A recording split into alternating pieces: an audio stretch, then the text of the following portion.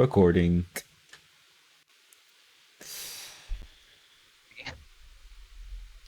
This is the Big Weeb Podcast. That's not how we're starting this. I know that. Even though I have no idea how to start this right now. I'm tired. I'm dead.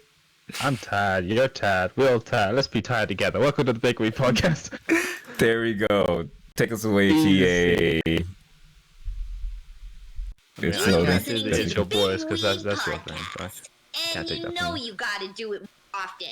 And you gotta eat more meat. Mike, Miggity, Mike, check 1 2 1 2. What is this? It's your voice, Shawny boy. Hey. I need to one check. And you are now listening to the Big Weeb Podcast, the #1 podcast for all your trash Japanese gaming and sometimes anime and sometimes manga news. What's up, Nate? How are you doing? Trying to derail from the Big Weeb part. I'm doing good today, despite waking up like 30 minutes ago. How has your week been, or your weeks been since the last stream? It's been alright. I haven't done terribly too much except from just watch shit and play The Last of Us 2. Oh, you playing it? My brother has it, so I've been playing it. Okay, I didn't know you. I was like, wait, what? I was so sorry you didn't have, how far are you into the game? I've beaten the game. Oh, you beat it? Yeah. Oh, thank. Okay. What's your opinions? My opinion is just, Don't get me wrong about that. The graphics, and the gameplay, absolutely fantastic. It's just the story. It's funny. I literally was like, I wonder if I should talk about. I was like, I wonder if I should talk about The Last of Us during this podcast, and I was like, I'm not, because I was like, he didn't play it yet or nothing, so we're not even gonna talk about the Last of Us. I completely forgot to mention anything until right now. Yeah, you didn't tell me that at all. Okay, well, without spoiling anything, I thought the story was. I thought it was a bit of a mess, to be honest. And some things that happened in the story was just a bit baffling to me. But it was okay for me. I didn't think it was terrible like people are saying. I just thought it was okay. Many people are mad about the game. Yeah, I mean, of course, they've been mad since before it even came out. And now it sold the fastest selling PlayStation 4 game. And yeah, it's actually, in my opinion, I think it's the most like prettiest and most beautiful PS4 game out there. But the graphics are, oh my god, how did we get here? Yeah, like it's really great graphics. I enjoyed the game. There were parts of it that felt a little bit sluggish. There was parts of it that felt a bit like it was kind of like, all right, let's get to the end of this. Like, we're kind of taking our time to get from like story beat instead of just getting there. I didn't finish the game yet, but like this is what I told my friend. How far exactly are you? I am. I guess I can say this now since you played it already. I'm playing as what's her face? Can't think of the other girl. Huh?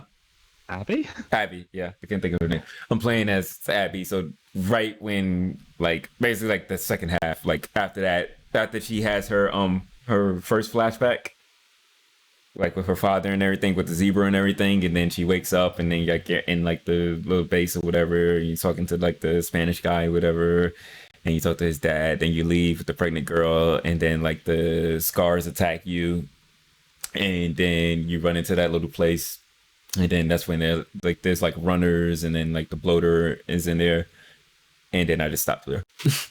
Because okay, so you still got a bit to go? Yeah, I got a bit to go, and I'm probably not gonna finish it because I got what I wanted from the game already. Like, You don't mind if I say any more then? well, yeah. I mean, yeah. You don't go into the spoilers because I might finish it. But like, from what I really wanted from the game was just certain things from part 1 answered. I didn't really. Huh? What'd you say? The only thing that was kind of enjoyable through story wise was like the flashbacks. Yeah. But even then, it was kind of like, it was a bit saddening in a way because I'm like, we're never gonna get this anymore. Like, why? God damn it! It was a very much of playing this game is like this sequel wasn't needed. Like, I feel like if they focused on a different group or anything like that, it would have been alright. And I get what they were trying to do with the force of adding in a new character and everything like that. But it was like it felt like a force to change a narrative that again wasn't needed. Like it's one thing if it really drove home to like the overarch, like the whole story, like actually doing something to bring in something from part 1, but it felt like it was tacked on and thrown in, and it's like, okay, yeah, let's do this so we can tell a different point of view, so you can have different type of feelings and emotions than the ones that you are expecting. And it's like, okay, that's cool. People don't want spoilers. Come tune out right now. Or skip ahead. I'm not gonna get into spoiler stuff because I don't even want to get in too much detail about the game. It's just weird how like you go through the story, and then certain things happen, and then you play as Abby. And it's kind of weird to just like throw that in there after kind of that kind of stuff has happened. He's like, why would you make me play as her after that? I don't want to play as her. It's like not because I'm not understanding the character or what her like her motivations are or why she's doing this. It's just because like you kind of put this and then you put this. This doesn't kind of correlate that well. Yeah, to bring the direction of the story was kind of like to that point. That's why I said I got to that point and I'm like, okay, I'm finished with the game because I got what I wanted. Because like the only thing I wanted from this, because like even the way that they explained like the structure of the game, like before they spoke about the game, was like, this is a part 2. This is the continuation of their story, and like that's what I wanted from the game. But that wasn't the story that they gave me. But they gave me the part 2 in the beats that I got.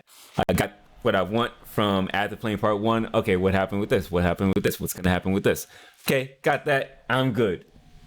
Now, the rest, it seems like the other half is telling the story about this game, which I don't have too much emotion behind it. Yeah, so it's like the reason I was excited for part 1 is because I wanted the continuation of what was happening in part 2 with Joel and Ellie, but you don't really get that. You get some of it. Like I got in flashback. You get some of it in flashbacks. Yeah. And that's the thing. Yeah, it's like, okay, I got that what I wanted in the flashbacks. Cool, got my answer.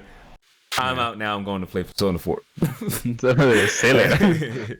So, like, that's just me, and I might come back to it, but who knows? I don't think I'll be replaying the game anytime soon. Or at all. I don't know. What else? It was like, you beat the game. New Game Plus. It's like, no. I will say positive about the game. The combat is really, really good. Like, that was fun. Especially, like, adding, like, literally. It's so weird. It's like, hey, dodge button. Yeah. Okay, yeah, now this game is great. That's I had that same thing of Resident Evil 3 remake from Resident Evil 2. It's like dodge button. Okay, yeah, now it's a great game. now this feels like amazing combat. That's just like fun. And it's just like, so easy, just like dodge. Yeah, the different ways they improve the combat and the gameplay is very nice. Like being able to having like grass, like tall grass, being able to prone through it, just sneaking through the enemies. Yeah, and you have the tall glass, and then you can like lay all the way down and crawl through it and stuff like that. And it's giving you more obstacles by the way of like dogs and like AI being a bit smarter. I'll tell that, just a bit smarter. There was some bits where they were kind of dumb as shit, but you know. And like I've already seen, I follow somebody on Twitter that's just freaking devil may crying the game out of this game. Just some people out there are like, oh my god, just like how you do that? Dodge, combo, dodge, pull out the gun, shoot, run up, stab, dodge. I'm like, damn, like what's like, how are you doing all this? Like, why can't I do that? It's like I didn't know this game had a style system on it. But yeah, besides Last of Us, that's one of the accessibility options. What else was going on with you? It's funny how like the accessibility options make the game piss easy. I've heard about. I didn't use any of the accessibility options, but yeah, I heard like a lot of people saying like, yeah, you use them to like find items easier. It's a bit like an option for like when you go prone, you're like completely stealthed. Like you could be fighting someone and then go prone, and they don't know what the hell you are anymore. It's funny, but it's nice to have those accessibility options anyway. Yeah, for people who want to just enjoy video games and can enjoy them the same way we can. That's cool to add that. I feel like more games should add that in there. Yeah, every game should have that. And the graphics and like the world was beautiful as hell. It's like one of the most beautiful like modern day Seattles I've fucking seen. Like, damn, how do they do this? Trying to think about the games that's in Seattle. Says Life is Strange. Even though that's like you barely see Seattle on that. I don't know any other games of the Seattle. But yeah, it's fun. I'm sure there are audiences for it, and I feel like we're both just in that middle. We don't hate it. We don't love it. We don't hate it. Yeah, I know that there are some people that absolutely love this game, and a lot of people that really hate this game. Yeah. See the fucking user score. I'm like, oh damn, bro, someone hurt you.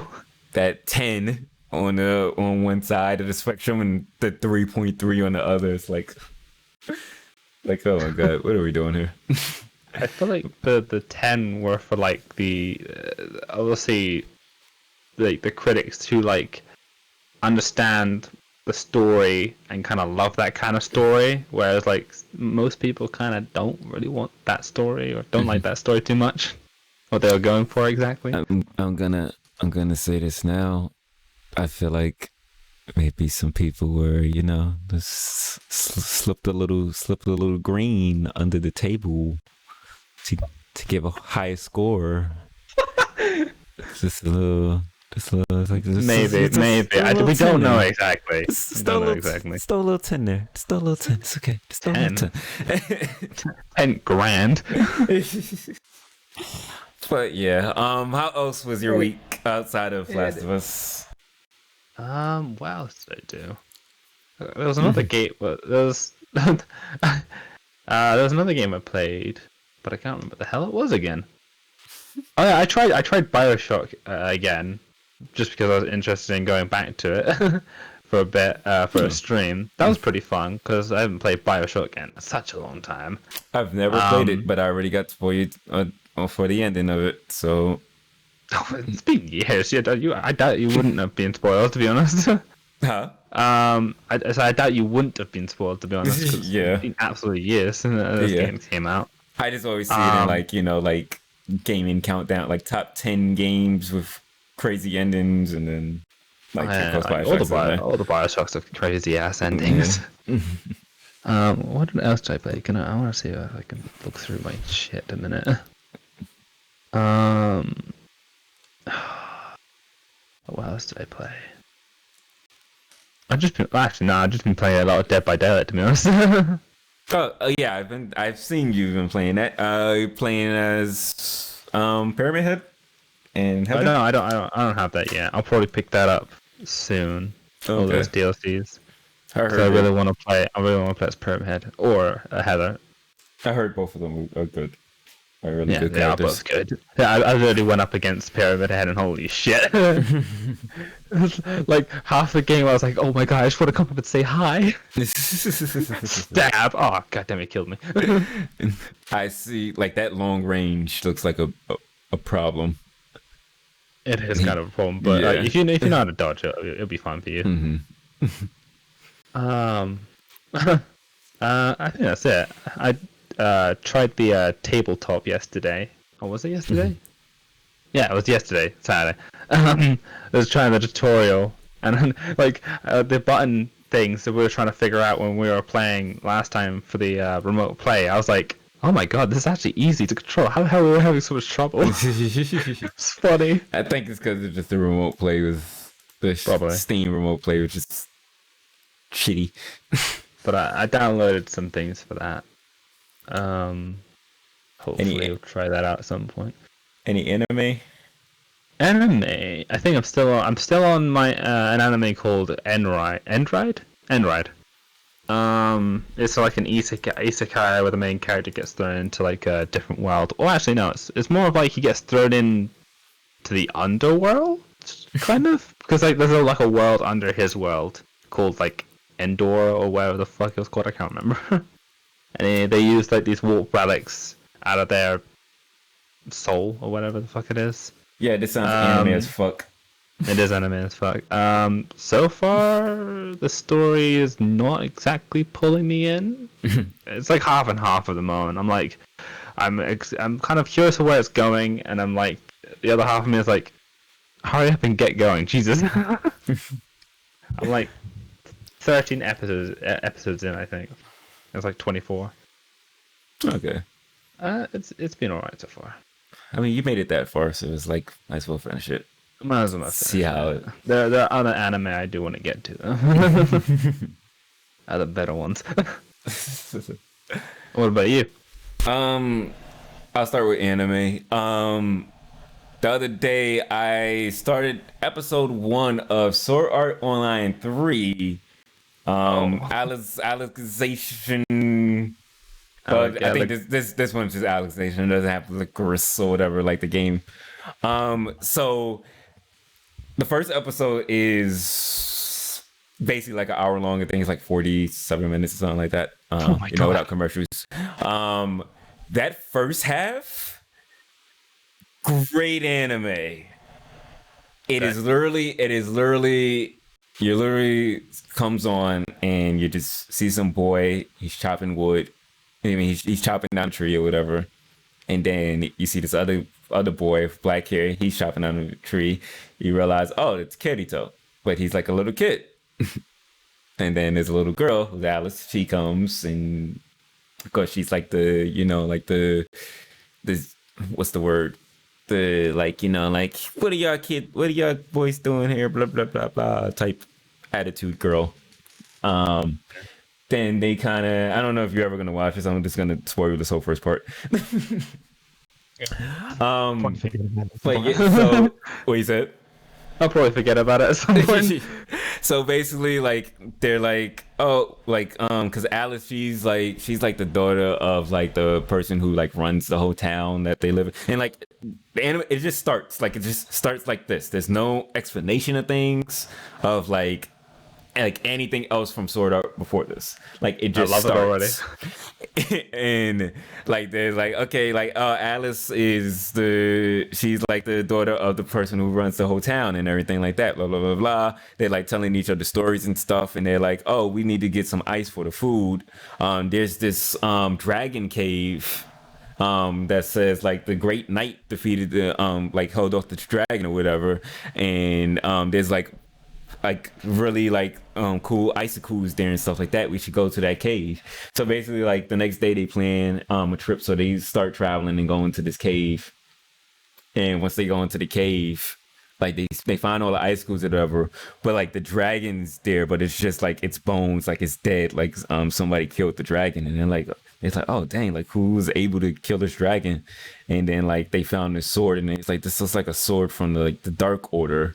And he's like, oh, somebody from the Dark Order came and did this. And he's like, well, it's like, okay, maybe we should go home before it gets dark or whatever, and like something bad happens. So like, and then like they didn't know which way they came from. So like, because there's like two entrances. So they're like, all right, let's go this way. So they started walking that way.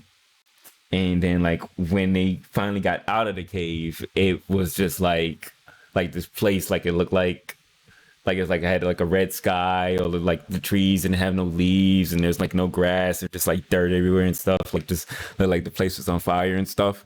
And they was like, wait, where are we? And they was like, oh, we're on the dark side or whatever. I can't remember the actual name. It's like called the Dark something. And they was like, oh, we're on the dark side. And then like they was like, oh, look up in the sky. And then there was like this white knight on like a dragon fighting this like black knight on a dragon, and they like just fighting each other and stuff like that. And then like the white knight took down the black knight, and when he fell, the black knight, he turned and looked at Alice, and he put it like he's like started reaching his hand out, and for some reason Alice, she started walking towards him, and like Kirito was like, what are you doing, stop. And she fell. And basically like there's a rule in the town, it's like you can't ever leave town and go to the dark side. If you do, then you're banished from the town, and you're executed if like that ever happens. So like when she walked and fell, her fingers fell over like the line of the cave, so her fingers was in the dark side. And then like this like computerized like face came up behind him and was like, identifying person, blah blah blah blah, Alice, you will be banished from the town or whatever. And then like they got scared because they didn't even know what that was. So then they picked up Alice, and they were like, all right, let's just get out of here, let's just go back home. So they went back home. Then the next day they came to visit Alice, but like everybody was like in the town, like the middle of the town, and like that white knight came up to the leader of the town, which is Alice's father, and was like your daughter went over to the Dark Order and left town, so now she's banished and she has to be executed, so I have to take her with me. So then like he like chained her up and everything like that. And then Kirito was telling his friend, he's like, all right, he's like, because he had like an axe in his hand, the axe that he shot from the tree with, and he was like, all right, I'm gonna go and rush him. When I rush him, you go and you just go escape with Alice, okay? And his friend was like, what? No, I ain't doing that. And he's like, no, we gotta do it. All right, let's go. And then like as soon as Kirito like ran, like took 2 steps, the knight like looked at him, and this wind came and just like pushed Kirito back. And it's like, okay, yeah, you can't do shit. And then like the friend, like he was just standing there, like he was just scared and he didn't know what to do. Kirito was like still trying to get up, but then like the people in the town started holding him down. And then like he was like just screaming, real anime-ish. And then like the friend was looking at Alice. Alice like looked at him and like smiled, and then his eye turned red and like computerized and was like access denied or something like that. And then like while all that was happening, and then next thing that happened, Kirito woke up, and he was like, himself, Kirito, and he was like in his bed, like hooked up with like the head thing from like the other like sort of stuff. Like he's like hooked up with that, but then he also had like IVs and stuff on him too. And he's like, what's going on? And then he like just like took everything off and then left. Then after that, it became Sword Art 2. And people and like everybody was there. They was all shooting and stuff like that. And I was like, what? I was like, wait, what just happened? I was like, wait, I want the first stuff. I was like, what happened? Because that was literally like 30 minutes long. Like that was like literally like an episode long. But again, this episode was like 40 something minutes. So like all that first stuff was like one episode, and then like the rest of it just became Sword Art Online, had all of the same people that we knew and stuff like that. But in the middle of it, Kirito was telling Asuna and what's the other girl? Shion? The girl from 2. Yeah. He's talking to them 2, and was like, because they was acting, because like, while they was in this the Gun Gal game, Kirito kept falling asleep. Like everybody was like talking and stuff, and he kept like just like dozing off and falling asleep and stuff. Like even like they all logged out and stuff, and he was still like standing there, like standing up, sleeping and stuff. And they was like, "What's been going on with you? You've been like doing something like busy work and stuff?" And then he was telling them like how there's this new like headgear thing that he's testing out and stuff like that. And like basically it, instead of like controlling your mind, it's like reaching your soul. And it's like controlling deeper than like just your mind and thoughts and stuff like that. So like he's getting into it and stuff like that. But Shion brought them there because like I guess there's like somebody who's like number one on the charts for the Gun Gale thing. So she wanted them to help them with that. So like they were just talking about the ad and stuff like that. And then as they was leaving, there was this character, I guess, from the first Sword Art Online. I think from the second part, because they was talking about the first game, because like Asuna was talking to Kirito about it, and it was like, I bet you still think about that place, right? And then he's like, yeah, it's hard to get that place out of my head. I think about it all the time and stuff like that. And then like some guy came, I guess he was like one of the bad guys or whatever. But this was in real life. This wasn't in the game. And then like he was like, "Oh, I finally found you, Kirito." And he's like, "And you're not in the game, so you can't." He's like, "You don't have no sword or nothing to fight me now." And then he's like, "Well, you don't have your poison thingamajig or whatever." And he's like, "Oh, don't I?" Then he went in his back pocket, put out some poison thing, and then Kirito was like, "Oh. Run away, Asuna." And then like he pushed her away, and then like he got stabbed, so I guess he's poisoned now, and that's how the episode ended. And I was like, that first part was really great. I want that first part. What? I don't. Half of that was like, what? I'm trying to remember what happened in part 2. That first part was really good. Like that first part of the episode, I was like, yo, I want to see what else happens after this. And then it just became Sword Art. And I was like, no. Like I was so hyped.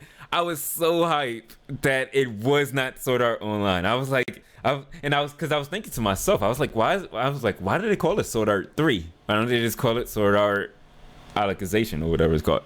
I was like, this seems completely different. Like this seems like it's a whole nother thing, and the only thing that's like relevant to Sword Art is that it's Kirito, and it seems like it's some type of, you can't even really tell like if it's a game, but you can tell they was like going into menus like sometimes, but they didn't do it a lot though. But like it was like that part was amazing. I want to see what else happened with like Alice and the friend and all that stuff, and what Kirito was gonna do to save him. And then we just turned it to Sword Art. maybe stuff will happen later on. Well, yeah, I mean, we know that because I mean, just off the clips from the game, and then like just from like the random clips I've seen online and stuff. Like Alice is older, the friend with the blonde hair, he's older too. So like, there's more stuff to it. But like, I thought it was just gonna be completely new. Like I was like, none of these characters in it. Like this is like Sword Art fresh start. But it's like, no, of course they had the Sword Art and be Sword Art and have all the Kirito waifus show up on screen. It's like we were so close. Damn it. But yeah, I might go back into like it was like that second part, it got interesting when he was talking to them about the game and stuff like that and what was gonna happen. Like that was interesting. But when it was like this random enemy from the old game comes and stabs him with poison and stuff, like I didn't care for nothing about that. Going forward, probably. But yeah, it was but yeah, I might go back to that. Anime else I've been on watching, I can't remember how to say it in Japanese, but a certain scientific railgun and a certain magical index. Watching those two animes, but in chronological order. of story, which is like Railgun episode 1 to 16, and then the first 5 episodes of Index, then Railgun from 17 to 24, then the rest of the ones from Index, then Railgun 2, and then Index 2, and it's a list that I'm following. So I'm watching chronological because just out of really like real curiosity, because it's a really good Railgun's a really good anime. Index is good, but it's so different from what Railgun is. I think I saw like one clip from like one of them. I don't know which one it was. Either it was like Index or Railgun, where it was like the main girl, I think, was like in a black orb or whatever the fuck it was. Like her powers are going out of whack. I think it was something like that. I think you was watching probably season 3 of Railgun. Yeah, and then the main character comes up and tries to fist the orb, basically. He loses his hand or his arm or something like that, and then a fucking dragon pops out, and I'm like, they're like, what the fuck? Okay, but that might, that's probably Index. Actually, never mind. The more you went into detail with that sounds like Index. I just literally watched this like one clip. I'm like, oh, this is an anime I want to watch. I'm just take a look quickly. I'm like, what the fuck? The main preference of the anime is that it's this city. In the city, basically, like certain people have powers. They're called espers, and they have powers. And everybody with those powers, you have a certain level, like your level 1, 2, 3, 4, 5. And like of course level 5 like you're the strongest espers. So like Misaka, I think it's gonna be Misaka, she is a level 5 her nickname is Railgun because like she controls electricity and stuff like that, so they just call her the Railgun. Sense. So, and the reason why it's called a certain scientifical Railgun, and her name's Railgun, and the whole basically the whole city is built on like just like science. Like all the schools and stuff, they teach you science, and it's the science behind having these esper powers and everything like that. Yeah, okay. So that name makes sense. It's not just like random English words put together. I think, in my opinion, like my anime preference is like it's in between. I like isekais. They're cool, but I kind of like when like you're in like the normal kind of like world and they just have powers in that world. And that's basically kind of what this is. Like it's a normal. That's why I'm getting interested by it. It's a normal world, but it's more just like it's like slightly more futuristic, but it's still a regular world. It's still like regular people walking around and stuff. And then like basically when there's crimes and stuff, there's this like basically like a police force, but the police force is run by like the middle schoolers, because basically all these people who have powers, most of them are like young children. Like all of the main characters in Railgun, they're middle schoolers. So there's this I can't remember the name of the police force, but there's a police force, and Misaka's friend, she has the power to like teleport, like she can either teleport herself or teleport things, and like she's like basically like one of like the like head people of like the police force and stuff like that.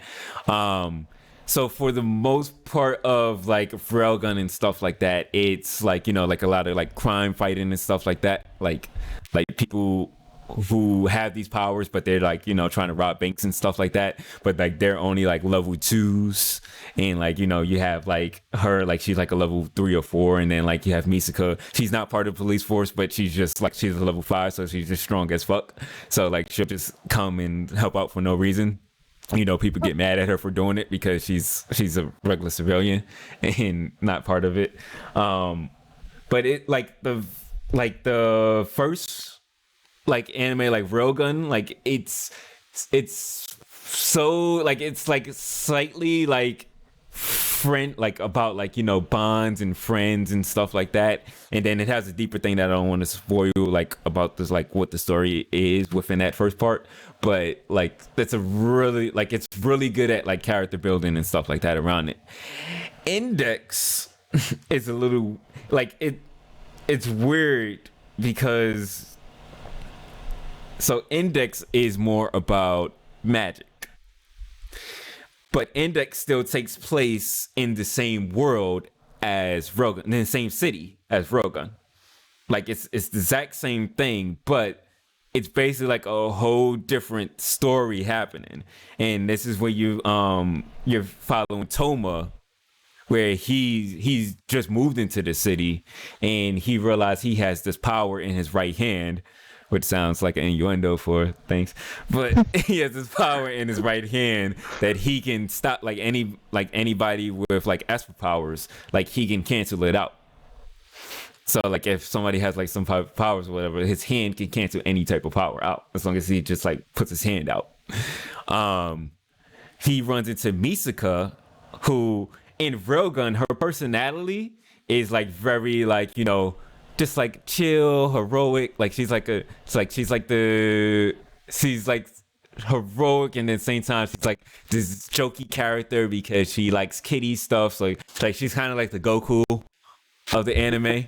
But then in Index, because even in certain parts in Railgun, Toma shows up sometimes. He's not like a main cast, but he'll show up. But they kind of already know each other.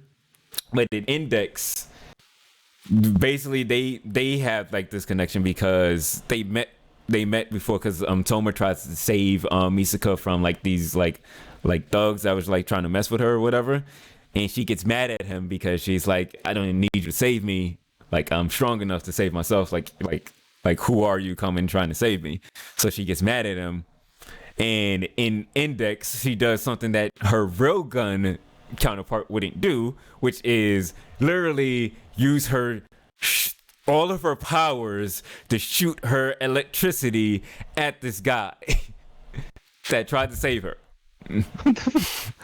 And it's like, wait, what? Like, why would she do that? Like, that seems nothing like her character, like from Rogan, like who this more heroic, just chill, laid back person. But when she tries to do that, he puts his hand in the way and cancels out her electricity, so she can't attack him. So that makes her kind of like wants to keep fighting him like through the whole show. Like she's like, I want to fight you because I want to beat you, because like you're the only person I can never beat. So like during the whole, so whenever they show her in Index, she's basically like the side character who's trying to fight him. In Railgun, he shows up and she's kind of the same way, but she's just not as aggressive with it. But she's still kind of like, yeah, I do want to fight you. Like, let's fight right now. Like, I've been trained. Like, there's one part where she's like, I've been training so I can beat you. And like, she does like a whole bunch of different shit with her like electricity powers. It's like, oh, that's actually really cool and really smart. But in Index, it's just like, she just randomly comes up to this guy. She doesn't even know he has any powers to stop her electricity, and basically tries to kill him after saving her. And it makes no sense. And like that's one reason why I don't like Index as much. And then the other one, it's like I said, it's about magic. This little girl named Index. Basically she's like a walk-in like library. Like she has like, it's like 300 and something books in her head, and like it's I wonder why she's called Index. Yeah. So like, and like all of them are like these like secret magical books that like these bad guys are trying to get, but they can't get her because like her robes are her like she has like a nun outfit on. So her robes have like magical powers, so they can't track her and stuff like that. But when she meets Toma, Toma tells her about his power, like he can like stop like Esper powers and stuff, and then she was like, yeah, that sounds weird or whatever, that's like a weird power. And then he was like, well, maybe it'll work on magic, and she was like, yeah, nothing can't cancel out magic. And then like he touches her robe, and then her robe rips off, and then like it does the anime thing, she's naked and stuff like that, gets mad, beats him up, stuff like that. But when he did that and her robes ripped, and even though she put her robes back together, it canceled out her magical powers, and now all the bad guys that are looking for her can now track her. So now they're all after her, and he's basically like just trying to defend her. And basically, like I said, all that is about magic. And like Index is way more darker, it's way more bloodier.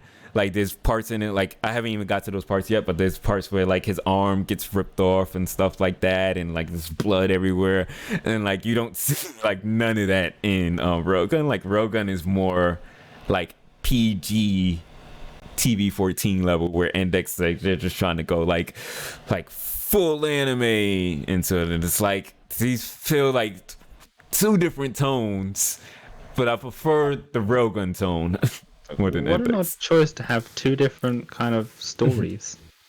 Two different stories that link with each other, but they don't link with each other. Link with they don't. Are they made by the same anime company, or is it different anime No, studios? they're exactly the same. And the Same. thing is, Index was first. Oh. Then Index was made first, and then Railgun was the spinoff of Index. But Railgun got popular. I think Railgun got even more popular than Index. How weird. Huh? But they're both still like going and stuff like I think last year Index ended, and now they did their third one, their third season, and I think Railgun is still going on with their third season right now. But yeah, and there's like I said, there's a chronological way to watch it. You can watch all Railgun, Index, whatever you want to, but there's a chronological way. And I remember because I've watched all of Railgun before years ago. And I remember when I got to the second season of Railgun, that's when it starts really getting, like Railgun starts getting a little darker and starts kind of having a lot more Index stuff into it. Like bringing in Accelerator and some other stuff that's going on inside Index. So like at the first season just feels like two totally different contrasts, and then once you get to that second season, it's like, okay, now it's getting a little bit more closer, but it still has that Railgun flair to it. It's not as dark and heavy as Index is. But yeah, I'm going through that. I'm struggling trying to get through Index because I've got through Railgun again for the second time, and I was like, I forgot how much I really love this anime. Like I like Railgun like a whole lot. And then I go to Index, and I'm like, oh, it's not the same thing. It's different. It is so weird to just like go from this to that, and like I have just so much to critique about it. But yeah, it's gonna be a journey. So by the end of it, I hope I actually get the fulfillment that I'm looking for out of both Index and Railgun. Oh my god. I'm gonna have a fun time when I get there. Yeah, I would recommend it. And like I would recommend Railgun if you want to do both like me and like look for like I think I have them both on my list. But yeah, I would recommend Railgun and then get into Index and seeing if you want to get into that like that. But yeah, that's all for the anime. I know that was long, but I had to describe all those things. Big Weeb Podcast is not just for getting on that news, it's for recommending you those sweet animes. Gaming, of course, Last of Us 2. We talked about that already. Of course, been playing that Persona 4. That's still fun. Still has its bugs, and they still haven't updated them. I've seen some YouTube and Twitch streamers not have some of those same issues. So it's just some people, not everybody. So it's good that some people are getting the full enjoyment without any of those like small little bugs in the video files and stuff like that. Outside of those, I've been still playing Big Bang Dream on the phone. My mobile waifu games, waifu music games. That is an addictive game. Really good game. That's kind of like not replace my love for Project Diva, but it's a good supplement for right now until I want to play some more Project Diva. Especially with all like the cover songs and stuff. Like there's like some Naruto songs. They got Persona songs like one from 3, one from 4, one from 5 and stuff like that. So still enjoying that. Downloaded a couple of more mobile games that haven't gotten into them yet to really talk about them. now. Like a bigger SIM card before I start downloading more mobile games. Yeah, my phone has pistol memory. I don't know why I've been getting into more mobile games, but yet I don't play them mobilely. Like I play them at home. like I'm not out playing these games. I'm at home and I'm like, let me play some games on my phone. And it's like get one of those counterproductive mobile capture things. Start streaming some football games. I mean, I used to, because I've streamed the last time not the last time I streamed when I was streaming Last of Us, but the stream before that, I just used Windows 10 because they have like a mobile capture thing. It works decently. It works fine. It's not the same frame rate that shows up on the phone. Like the phone can do like 60 frames and stuff like that, and on the capture thing, it's doing like 25, 30 ish. That's the weirdest thing I've heard all day. But it works fine just to like, show off with the game. It just doesn't look as great as it can look from the phone. But yeah, I think that's all for my week. I mean, of course, wrestling, but I don't have enough time to do my wrestling is anime this week because we need to get on. So I will do some more wrestling. It's anime next week, hopefully, if we don't have crazy video game news out the asshole. That should be like a section. It's like wrestling and anime. I'm probably gonna make it as a logo shit as well. All right, so since our weeks is over, that took a really long time. Mostly my fault. Let's start. Hopefully, most of these things on here won't take too long. Let's start with anime news. First thing, Cyberpunk 2020 is getting anime coming in 2022. I said Cyberpunk 2020. Cyberpunk 2077. And the anime is being made by Trigger. Who Trigger? If you don't know who Trigger is, they've made Kill la Kill, a lot of stuff. Marvel animations too. Yeah, they're doing a lot of just different like animation things, like not even like full animes, but just like small little anime stuff. And their stuff is just really like amazing animations. So like this is big news. They don't have anything to show yet. Like there's no animations or nothing, just a little promotional screen. Hopefully they'll have some type of like teaser trailer or something like that soon, because I really want to see what they can do with Cyberpunk. Because this, first of all, Cyberpunk is, like I told you before, like that's my setting of like any type of fantasy. Is like Cyberpunk is my favorite. And on top of that, you're doing Trigger animations in Cyberpunk settings. That sounds like a freaking like cocaine dream for me. Like I feel like I'm gonna be freaking high. Okay, so they've what was this? Hiroko Imashi, Gurren Lagann, Kill la Kill, Promare, right, the series Little Witch Academia. Assistant director Masahiko. I don't know Japanese names that well. You said it right. Atsuka. Okay, I don't know. Gurren Lagann, creative director Hiromi Wakabayashi, Kill la Kill, character designer Yoho Yoshinari, which did the character designs for Little Witch Academia, BNA, Brand New Animal, and same person who did Little Witch, Yuto Kaneko, and the adapted screenplay by Yoshiki Usa, who worked on SS. Oh God, there's a lot of S's. SSSS Gridman. Double S. I always just call it that because I've always hate trying to say SSSS.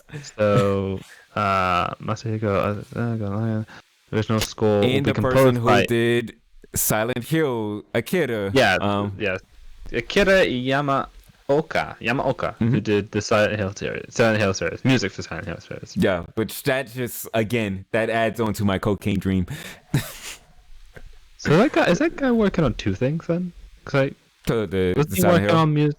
Yeah, he's working on the Maiden or something like that. It's for Maiden. Like The game that they showed off at the Xbox. Yeah. Thing. Yeah. I think it's called like the medium. That's what it's called. The medium, yes. Yeah. Okay, this is why he's got his work cut out for today. Yeah, I mean, this is not coming out until next 2 years from now. So 2 years from now, he probably and he probably just have like I mean, he's a musician, so he probably was like, yeah, take all my leftover songs that I got on my hard drive here. So check this one down. Check this one down if you're interested in it on your anime list. 10 episode story. So it's a little short, but it's still gonna be. I have no doubt in my mind that it's gonna be amazing. Yeah, it's got a lot of good people on it working on it. Next up, The World Ends With You is coming out with an anime, and they're gonna talk more about it at the Anime Expo. You might have more to speak about this because I don't know too much about The World Ends With You, and the clock is messed up. Okay, it's going. It's just like I don't know what the hell is going on with this clock. What the? Oh my god! Wait, when is it? July 4th. Okay, so I need to look on for that at some point. So July 3rd. Saturday. Oh, Friday. Yeah, July 3rd, 6 p.m. Pacific time, which is 9 p.m. my time. I don't know what time that is for you. That might be July 4th for you. That's probably that would be July 4th. Yeah, it's probably like 2 o'clock or something like that, I think. 2 o'clock probably. So but yeah, there's 6 days into they talk more about this. Again, I don't know too much about The World Ends With You because I never really played it. It's been a game I was interested in, but I heard the only good version is the Nintendo DS version, and all of the ports are bad. So I've just only your clock is messed up. Okay, yours is fine. I don't know. Then fine. Maybe it's Chrome or something. I don't know. I don't know Chrome. Well, then I don't know. Maybe it's America's Chrome. Maybe it's my Chrome. Fuck it. So more information on that in about 6 days. Again, mark your calendars. Friday or Saturday, whichever time you're on. Next up, the pet girl, Sakura Suo. Yeah, I never knew what that title ever meant. Have you watched this anime, by the way? I've liked it a lot.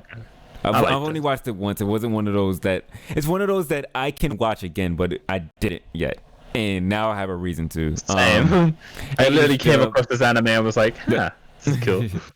English dub coming out August 25th. There's been a lot of English dubs coming out for like really old animes recently, so. Weird, like they've got. It's like people have a lot of time in 2020. And I guess with the rise of anime just getting bigger, like I guess they're like seeing more worth into English dub, because I feel like they're not getting a lot of money for that. So I would think people would do English dubs less, but they're probably making a lot of money off of these like Blu-rays and stuff. They got English dubs on it rather than the ones that don't. So that's probably why they keep so like, hey, let's make more money out of it with the English dubs. What up, Gravy? Gravy's in the chat. What up? Next up, Persona 4 manga, 3 new volumes. God damn it, my Roman rules are messed up. I was about to call that 10. 11, 12, and 13. Yeah. I only have one. I have the first one. Will be released in English this year. Well, sometime. Yeah, will be released in English this year. By October. Mm-hmm. October 2020. Definitely go pick those up if you're just into manga, if you're just into Persona. The manga is a really good adaptation of the game. I feel like both the game, the manga, and the anime are like 3 separate entities from each other, especially because of the main character. He has like, of course, the game is what like the personality you gave him. The manga, he's a little bit more just calm and like a chill, laid back, serious. And then like in the anime, he's like a more like he's the comic relief of the anime. He's literally the comic relief. I kind of feel when our RPGs have anime. It's like In the anime, he's literally the third option. Like he's literally like, you know, I know you never played 4, but like in Persona 5, like you know, like that one part when you, like if you're like date the teacher, and then you have like when she's like you're my student or whatever, and then you're like yeah, that you're right, and then you have the other option of like that's the best part, like you Narukami is that option in the whole anime. He is that guy. like anything like you wouldn't think like somebody would say, he would just come out and say it, and it's so great because people will call him out on it like, wait, what? like, and like they'll call him out for like 2 seconds like, wait, what are you talking about? And then they're like, never mind, we're doing this, right? So like it's literally like the best like character adaptation of a blank slate character for a video game to anime. Okay. But yeah, like I said, the manga, he's a little bit more like the calm, reserved, like answers and choices from Persona. So it's a little bit different. But all three of them are very good. So if you're a manga collector, go ahead and get those. Next up, some news. Square Enix. They are to announce more games that was meant for E3 around July and August of this year. So, don't know what we're gonna get. We may get some Final Fantasy 7-2 stuff. A teaser, I would guess. Probably a teaser because most likely they're gonna show off Final Fantasy Part 1 for Xbox and PC. If they show anything with Final Fantasy 7, so they're gonna like show off that stuff and maybe some like, you know, we got better textures now, so the doors don't look like PlayStation 1 doors, and maybe show us that. Probably show us some more like Final Fantasy 14 stuff. People keep saying Final Fantasy 16. No, I don't know why that keeps coming in. People don't understand workflows. Like anybody who will be working on Final Fantasy 16 is working on Final Fantasy 7 right now. Like we're not seeing Final Fantasy 16 in this half of a decade. You're gonna see that in 2026 at the earliest. Especially when Final Fantasy. When Final Fantasy 14 still making money. So yeah, it is. Yeah, so they're not stopping that no time soon. What other Square things you think would be here? What are the things that made by Square? I'm trying to think. A new Mana game. A new what? Mana. Trolls of Mana. Secret Mana. So maybe a new one or a remake of the. Maybe. I can't remember one of the PlayStation one. Because that's all that's left. Because they already did both of the Super Nintendo ones, so you could do a remake of the PlayStation one, or just make a brand new one. Just Cause 5. No. You said what? Just Cause 5.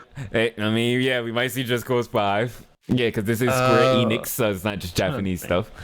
Maybe they might show off. Might show off some Nier stuff, probably. Oh yeah, I forgot about. But is that going Nier through Replicant? But is that going through Square Enix? I don't know, actually. Is it from Square Enix? Hold on. It might be. I think what I'm confusing, I think it's not going through Platinum. Well, the original didn't go through Square, but I think Replica is going through Square, so you're right. Okay, so they might show some stuff from that. Yeah. And let's hope so, because from a release date maybe? Yeah. Or just a trailer at least, because we didn't even get that yet. So no. So yeah, there's a lot of stuff to look forward to. Hopefully this means like big stuff. Hopefully it's not like, oh yeah, we got some stuff to announce that was meant for E3 and it was like two games. Look at all these small shit that we're working on. Because like if they said this was meant for E3, usually Square Enix E3s are kind of trash. Last year's was good, and that was because of Final Fantasy and Marvel Avengers, and the announcement of Final Fantasy VIII remastered. Like that was the only good games, like those three. But then like there's like a lot Big of like hope. I mean, stuff. I guess if I was going for a big hope, I guess some kind of main Kingdom Hearts shit. So like a side shit, but that one probably won't happen. Oh, we'll get the Kingdom Hearts. No, I know there's a Kingdom Hearts thing out there, but that's like a side thing. I was thinking like more of like a main thing they might tease, but I don't see Kingdom Hearts on my list anymore. Did you delete it? Oh no, never mind. It's there. No, it's done. I thought you secretly deleted it. Like I wish I deleted it. No, I'm just kidding. But yeah, like pipe dream a Kingdom Hearts thing, but we already know that's probably not gonna happen. No, that probably won't be happening for a while now. They're gonna throw most of their money into Final Fantasy right now. That is the thing that's making them money. Next up, Trials, Legend of Hero Trials games are already making a new game when they are already still working on Hajime no Kasuki, which is the 10th game, by the way. And supposedly... It's not close to coming out, though. It's close to coming out in Japan. In Japan. I guess that makes sense, then. Mm-hmm. It's still kind of, like, close. Well, yeah, I guess, because they're probably finished with that game already. So, like, yeah. So now they just jump on the next one. Like bug fixes or something like that at this point. Just, like, touching up. Yeah.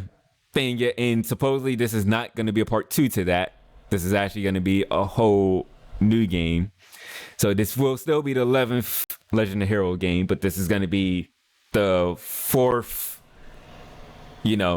story beat. Because you have the Skies, you have Cold Steels, you have Zero. The new one is like a mixture of all of them or whatever. So this is going to be like a whole new one with new characters and everything like that. And I'm sure in some type of way or form, it's going to tie into all the other 11 games that you probably haven't played yet. Because it's really hard to keep up with this whole series. It is. I'm trying to get through Child Code to 1 at the moment. Yes, we are on 1 out of 10. 1 out of 10. This is going to be a long journey. Next up, Trails, goddamn. Yes. Not to be confused with Trails. Tales of Arise is delayed past 2020. Who could have thought? No, who could have seen that coming? Actually, a lot of people, because they didn't pay attention to the news with last podcast when I clearly was making a big point out of the Trails of Festival, clearly saying, "Hey guys, don't pay attention to this. This is not important." But you said we're not announcing any news is coming March 2021, and it's like, yeah. Like, why else would they say that other than it's going to be Arise? Like, there's nothing else like that big and important other than Arise stuff. Due to the whole COVID, it's being delayed to being passed to 2020. Sometime in 2021, and it feels like probably going to come out 2021. I feel like March. I feel like the March thing that they're gonna do will probably have something for Tales of Arise saying, "Oh, it's a release date" or something like that. I feel like March is going to be like release date. Like it's going to be like, okay, we're releasing summer or something like that, or fall of that year. You think it's good? You think it's still going to be PlayStation 4, Xbox One, or you think they're just going to be like, yeah, just port it over to the 5 and say here, Tales of Arise is planned for release for PlayStation 4, Xbox One, and PC. Yeah, but they'll probably just hit one button and it's like, yep, it's on PlayStation 5 now. This is not a PlayStation 4 game. But and it looks exactly the same, but you're not going to even notice the difference. My guess is, I don't know. They might put it on both, or they might just change it for March. I mean, it's still going to go on PC, so I don't really care anyway. So, I'm good as long as it's on PC. I'll probably get it on... Well, it depends. It depends. If there's a legit PlayStation 5 version, I'll get it on PlayStation 5. I'll probably just get it on PlayStation 4, even if it's still on PlayStation 4. 5 by then. Hopefully I'll play PlayStation 5 as long as they don't sold out. I'll have one. Next up, big news. Genshin Impact. I have something to say Final about this closed beta one. test for PS4, PC, iOS, and Android. And take it away. I got accepted into the final closed beta test. Yeah, I saw that. Lucky bastard. So yeah, I will be streaming that and posting that on YouTube and stuff. We'll begin July 2nd. So mark your calendars for that, so you can watch Mr. DarkNerdShawny play Genshin Impact and enjoy the fuck out of it, hopefully. Yes, I've been watching a bunch of YouTubes and stuff on it, so I can actually sound smart about it when I first go in and not just be like a blind dumb asshole and it's like, I don't know what's going on, I'm hitting buttons. I actually want to like be educated about it. I probably won't be fully educated and I'm just going to go in blind anyway because I'm probably going to forget everything that I just researched because that's what I usually do. But I'm hype nonetheless because I really want to play this game. I kind of don't want to do this beta because I just want to play the whole game and I don't want to play the game and then get to the point and it's gonna like do the whole, oh yeah, you're done, this is the end, and I'm like what? And I don't know when it's gonna end. They haven't released that in like none of the FAQs and stuff. They said it's okay for me to stream, but I can't give out my account to no one because I already had people ask me for the account when I finished playing it, and I'm like, nope, you're not gonna get me to lose my stuff, so I'm not giving nobody my account so you can play it so I can get in trouble.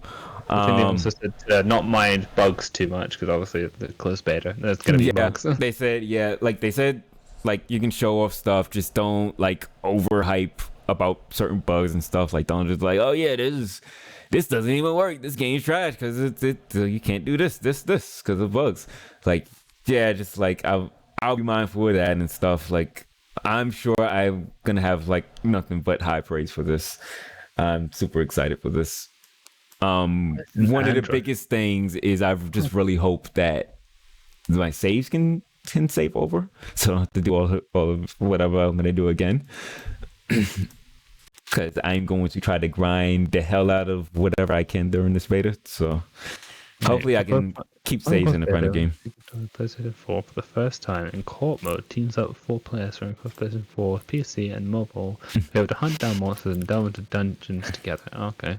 We can co-op together whenever it comes out. So one thing that they said, another thing that they said was the PC, iOS, and Android version will be cross-play.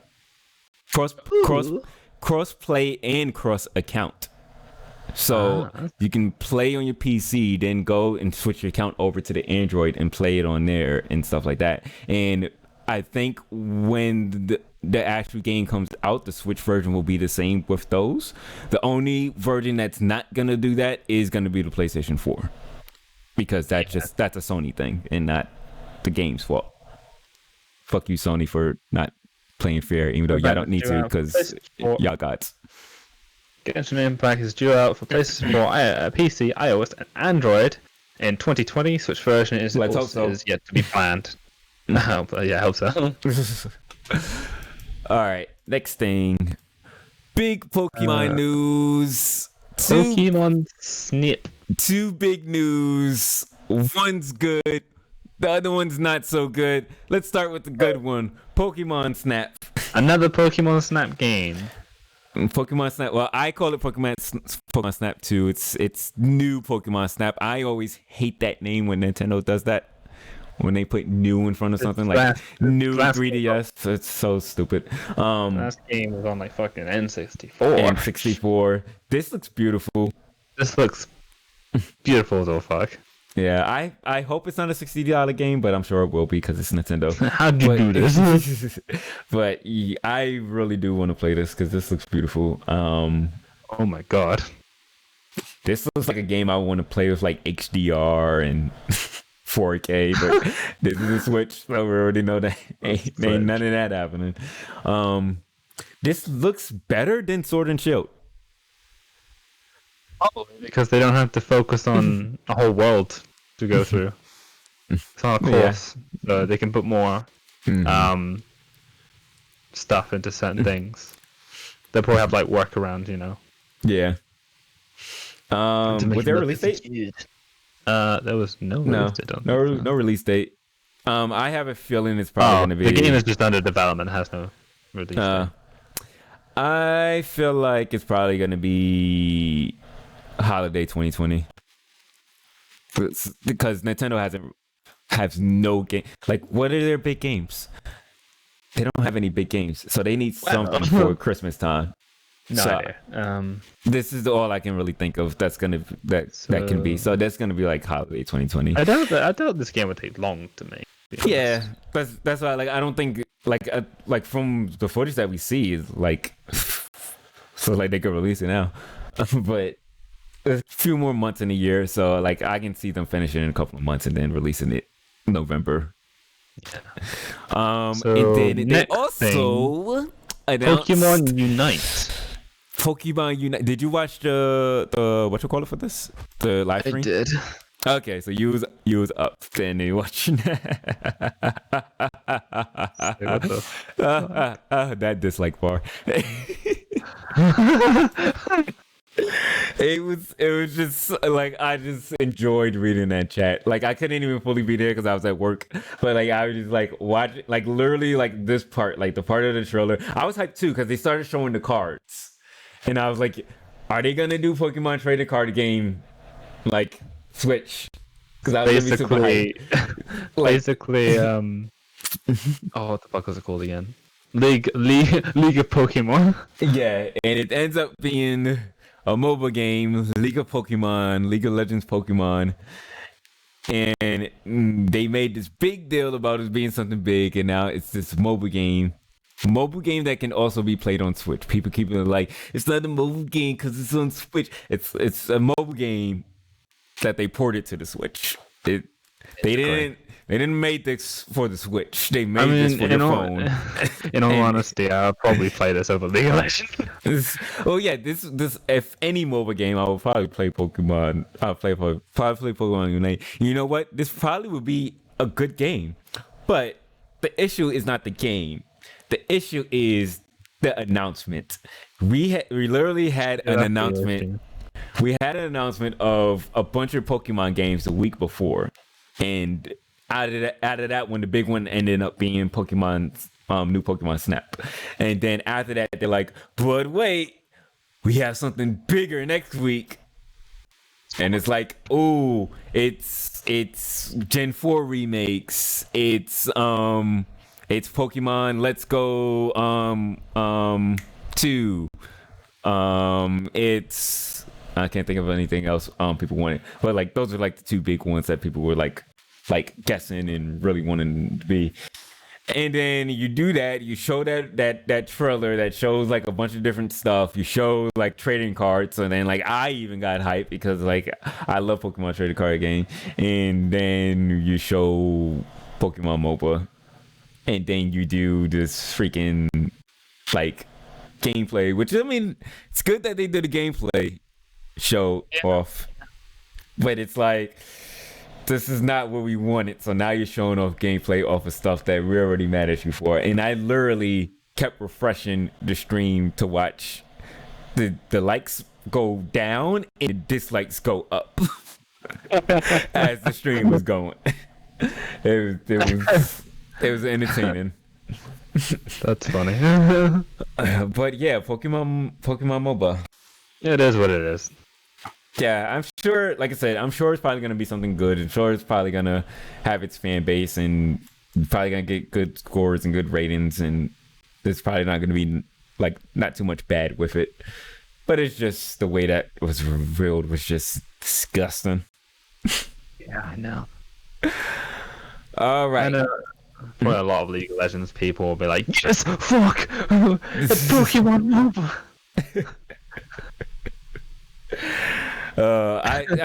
Well, it depends. Like you have to be part of both. That's the thing, because you can be a League of Legends but not give a shit about Pokemon. So then you're just gonna be like, oh, I don't give a shit. I'm just gonna keep playing League. And then if you're a Pokemon player who doesn't give a shit about League of Legends, you're like, this is trash. I expected three other things and I didn't get it. So you need somebody you need one of the two people. Somebody who loves both, or somebody who loves both, someone who just loves Pokemon no matter what it is, or somebody who just like clueless, and it's just like, oh yeah, cool, Pokemon. Let's yeah, whatever. I'll give it a try, whatever. There's a decent enough group out there. Yeah, you have that group, but those wasn't the group that was watching the stream, so that's why I know. Next, Scarlet Nexus animation, which I'm not gonna watch. Nexus. This is I had to remember like what this was. I was like, this is an anime? But no, this is just like the game. I don't know if this is a animation, like if it's like the intro to the game or anything like that, or if it's just like something that they just did just for a trailer. But it looks really cool, like him with the samurai hat on and stuff like that. We're looking like freaking Ghost of Tsushima out here. The anime. It's an actual animation.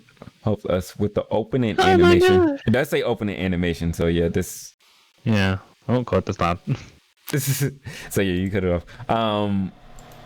So yeah, I'm not gonna look too much at it anymore. Either I did already, but there's more gameplay stuff. It's like where the gameplay was.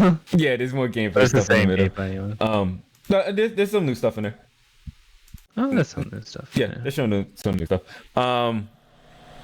I like that during the press conference thing or whatever that they had, they was talking to the guys and I don't know if it was the translator mistake or what, but like I know Xbox is heavily promoting this, and then like the interviewer is like, yeah, so what are your plans about like putting this on next gen for Xbox Series X and PlayStation 5?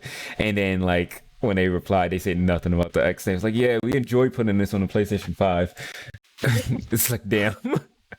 We don't give a shit about you, Xbox. Like, what the fuck's an Xbox? Like, we don't have that in Japan. I still would like to get it because it looks very actiony. I like the actiony. Yeah. I'm like not super hype on it. Like, it's not a PlayStation 5 seller for me. Especially because it's coming to the current gen anyway. But it's not a thing, like, even if it wasn't, like, I wouldn't be like, oh, I need to get a PlayStation 5 to get this game. Yeah, exactly. That's like, yeah. It's kind of like, I would like to play this at some point. Looks cool, but it's not exactly like I'm hyped to getting it specifically. I'm gonna get it, I'm gonna play it, and that's just gonna happen whenever it's gonna happen. But one game that I am getting a PlayStation 5 specifically for, Kenna. There was a developer presentation. There's no new stuff in here. The main thing I really wanted to touch on in here was at the end of the video, the developers, they said that they're shooting for a holiday 2020 release. So it may be a launch title with the PlayStation 5. Holiday 2020, just said. You said what? Yeah, holiday 2020, just said. So yeah, it may be coming out with the PlayStation 5. Let's hope for that, because I would love to have this and Spider-Man when I first get the PlayStation 5. That's just a beautiful image in my head. That's all I need. But yeah, so let's hope that comes out on time. Earth Defense Force 6 is announced. Do you know anything about Earth Defense Force? Yeah, I can't say words. Earth Defense Force EDF. Like I've watched some Earth Defense Force stuff here and there, but I'm not an active follower. So basically, it is a Japan game. It is straight up Japanese. It is you, a guy with a gun, shooting giant bugs, and it's just a fast-paced shooter shooting giant bugs. It's really crazy, really wacky, and it's really Japanese. It's fun. I love these games. 6 is coming out 2021. It's and then underneath it, because they just announced that it's coming out 2021, but no trailer, nothing. Now there's a trailer for number 5, because 5 is actually getting a physical edition in September 18th in North America and Europe. So this is already out in North America and Europe, but now it's getting the physical. Is what this trailer is for. And literally, Earth Defense Force 5 takes place next year, not next year, but the year after, in 2022. So yeah, we're gonna have giant bugs and stuff running around and stuff in a year and a half from now. So be prepared for that. That doesn't surprise me, seeing how 2020 is going. The year of 2022 will have bugs instead of a pandemic. This game is also on Steam as well. So if you want to play on PC, better frames and everything like that. I think I did see it on Steam. I have it on Steam, so that's. Oh, I feel like that's the way you should play. Next up, Zero Striker Gunvolt number 3. have you played these? I played them. I played 1. I have 1 and 2, like the collection on Twitch. I like these games a lot. I haven't really played 2, but I like them. Like they're spiritual successors of Mega Man X, like the Mega Man X and Mega Man Zero series. So like if you really like those, then you'll like these a lot. Just a 2D, like fast-paced 2D side scroller. You can use like these like anime idol girls to do like special power-ups and stuff like that. But you control like electricity in different ways and stuff. But then you also have like, you know, your regular like blaster like in Mega Man and stuff. This girl right here, she's a brand new character coming into number 3. So yeah, I'm excited for this. I'll probably even skip 2 just to play this. Because I don't know when I'm ever going to play 2. But yeah, like fast pace. I know that they're showing it on the Switch. I would probably recommend playing on PC just so you get that delicious frame rate. So you won't get that held back by anything. Because I think Switch is just 30. I don't think it's at 60. I could be wrong about that though. It could be 60 on Switch, and I could just be really stupid on that one. But fun game. If you like this type of games, go Kind of action. 2D actions. What'd you say? I like fast-paced 2D actions. Yeah. Shooters and shit. Fast-paced 2D. If you like it, I mean, I recommend go playing the old ones because they're really good. And then there's a side one, kind of like a Zero, like the Zero of the series. He has his own games too. So I don't think the beginning was like special announcement. TBA, so no release date for it. But yeah, that's hype for anybody who wants that. All right. That's an Amico. Did I not talk? I feel like I did talk about this, but maybe I didn't. Maybe it was in my head. About I think no, you didn't talk about DLC, did you? You talked about something. We talked about something on it, but we never talked about the DLC expansion packs or the season 2 stuff. Okay, so I didn't talk about the season 2 DLC coming to the Switch version. Did I talk about the? I think we were talking about new songs, but I don't remember expansion packs or. Okay, so I don't remember this. Let me explain what this is, because this is 2 different things, and this is the thing that's gonna slightly make me happy. I said had. Yeah, both of those words. Happy and mad. Happy and mad. There's a thing that's making me happier from this. There's a thing that's making me mad from this. Let's start with the first one that's being shown here. So this first announcement is that I never talked about Megamix. Okay, so yeah, let's talk about this because I think I did just talk about this in my head. And there's an update. Okay, they actually showed the songs. All right, so this first one is not Megamix. Okay, so this won't be confusing for everyone. Megamix expansion pack. Megamix is the Switch game. Future Tone is the PlayStation 4 game. If you've so basically, there's no point in getting Megamix. So basically now, because like I've been telling stream after stream, podcast after podcast after podcast, I've been saying Yeah, if you can go ahead and I was like, you can get the PlayStation 4 one, but you're gonna be missing out on some the new songs that's coming out for the Switch one. And if you get the Switch one, you're missing out on 100 or something songs. That's guess missing out what? on the PlayStation 4 one. But at least you'll have 10 songs that's not on the PlayStation 4. Now No, hell, like, guess what? Well, you don't need the Switch one anymore. you don't need the Switch one anymore because now all of the Mega Mix, the ones that's on the Switch, all of those songs, the 11 songs that's on there, are now going to be on the PlayStation 4 one, which is Future Tone. My second in Japan was 3,000 yen. For 3,000 yen. That's like It's $30, right? Yeah, $30. It's $30. So,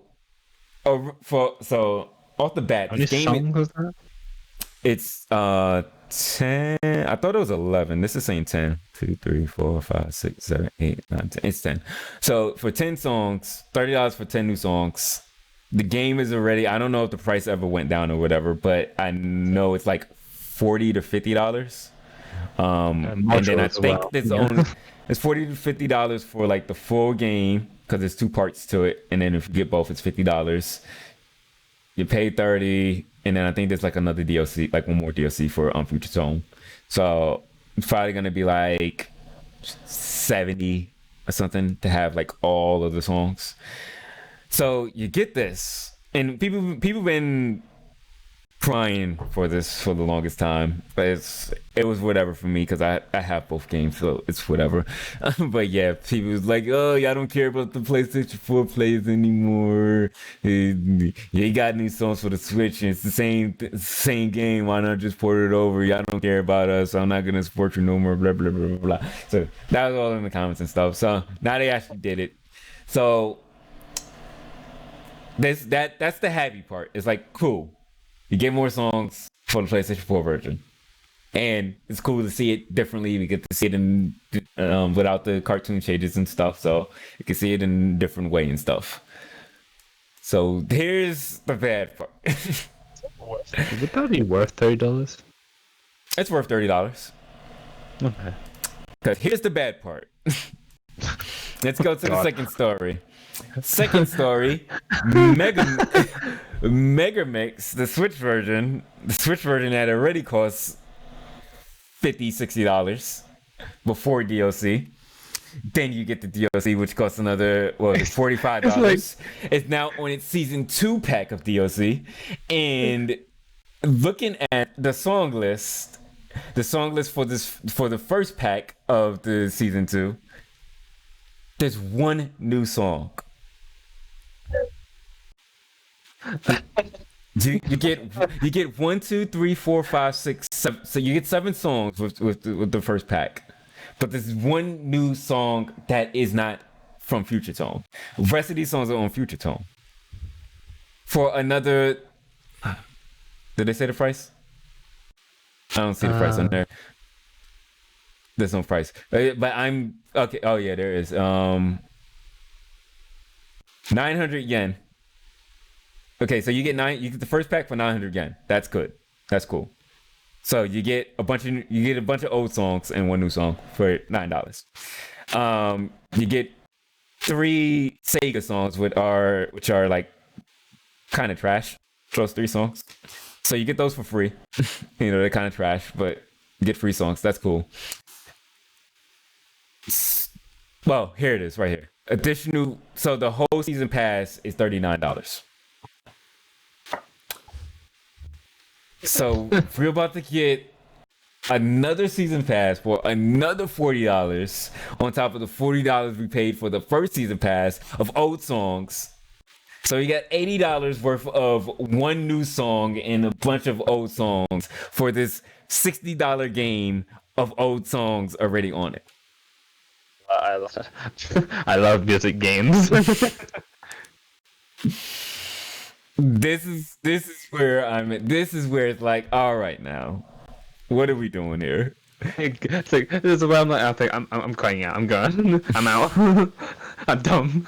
And now, like, I'm at that point where I'm just like, I don't like do I get the season pass? Like I don't know, like I don't. Do I spend the $40 to get all of these songs again? I mean, I already spent the $40 to get the same songs I already had, but like at least then it felt a little more worth it. It felt a little more like, okay, well, this is a season pass, so let me just get the season pass. I got all the songs that's for this game done, but now you give us more. So, and then I feel like I still feel like even like I did it a couple of weeks ago when I added the story on, and I can't remember it now off the top of my head, but I did the math of how many songs this first pack comes with and adding it for the rest of the packs for the rest of the year. It's still not all of the songs that's on the PlayStation 4 version. I'ma just stick to getting Future Town and getting the DLC. I have a lot more songs. I'm more happy. Of the songs. So you know what that means? There's gonna be a third season pass with $40 more of the songs that you read. I'll laugh if there's like a Mega Mix expansion pack 2 or 3. Just to bring all those songs over. All those probably like expansion pass at pack 2 to bring all the whatever like new songs from this bullshit. Oh my god! And yeah, it's gonna be a expansion pack for Future Tone, and then it's gonna be the 3 songs that you got from Mega Mix, because all the other ones are old songs, so you only got like 2 or 3 new ones. I feel bad for the Switch players. Like that doesn't have a PlayStation 4. They got the short end of the stick. Because they're gonna have to pay a shit ton of money for the PlayStation 4 people. That's like, pay $90. I got 400 songs. And Switch players are gonna. I paid $170 and I got the 400 songs. Yeah, I'm good not getting that. So yeah, if you want to get into Project Diva, I will highly recommend Future Tone on the PlayStation 4. But if you only have a Switch, good luck. If you only have a Switch and you have a lot of money, there you go. Go ahead. That or if you want to play the little like motion controller rhythm game thing that's on the Switch version only. No, it's not good. Game, but I don't know. You said what? It's like a VR Miku game that I saw at some point. Yeah, there's a VR Miku, but it's not it's not Project Diva, but yeah, it's not Project Diva. It's literally like you're just like waving like the glow sticks in the air and watching her perform. It's that's it. It's just in VR, so you can feel like you're really there. Ain't gonna stop me wanting a VR. But yeah, there's my angry rant. So now it's time for Nate's angry rant. I don't know exactly if it's gonna be angry rant. It's more like it's about rhythm games. Yeah, more rhythm games. It's like, oh boy, there's another Kingdom Hearts game. Oh shit, it's gonna be something cool. It's a rhythm game. in Kyrie's head, basically, in Kyrie's heart. What the fuck? Kingdom Hearts Melody of Memory. It's a rhythm game. You know for a fact this is gonna be canon to the story. It is gonna be canon, right? It's gonna be searching through Kyrie's fucking heart, trying to find Sora for the next game, basically. So they released this, and they released more shit for the mobile game for Xehanort Story or whatever the fuck it was. I don't care about both of them, to be honest. And then you're gonna get Kingdom Hearts 4, quote unquote 4. And then it's just gonna like be a random thing that just jumps in the middle, and it's like, wait, you didn't play Melody of Memory? Well, you don't know what's going on right now. Game? Yeah, it's a PS4 game. Oh my god! Look at those graphics, though. I would have accepted this a bit more if they had the fucking Kingdom Hearts 3 like graphics for this. Like they upped all the fucking models and shit, and just didn't use PS2 models. God, they use PS2 models on the rhythm game part, and then you have the movie part at the end that uses the PlayStation 4 engine. Doesn't make sense. Why just not make the whole game in the like the new engine? Money. But with the new models and shit. Money. Fuck your money. It's a rhythm game. You don't have to put much into it. No, it's money because you would have to create the game, and this you literally would just take the PlayStation 2 models. It just feels like I'm cheap it feels like a cheap out for a PS4 Over game, basically. 140 songs. I don't care still. It's like it's a cheap out for a PS4 game. It's like, let's just use the PS2 shit. Fuck them. They don't need to see the nice looking Sora in the Kingdom Hearts 3 engine looking all good. So They even have a model for it. The fuck?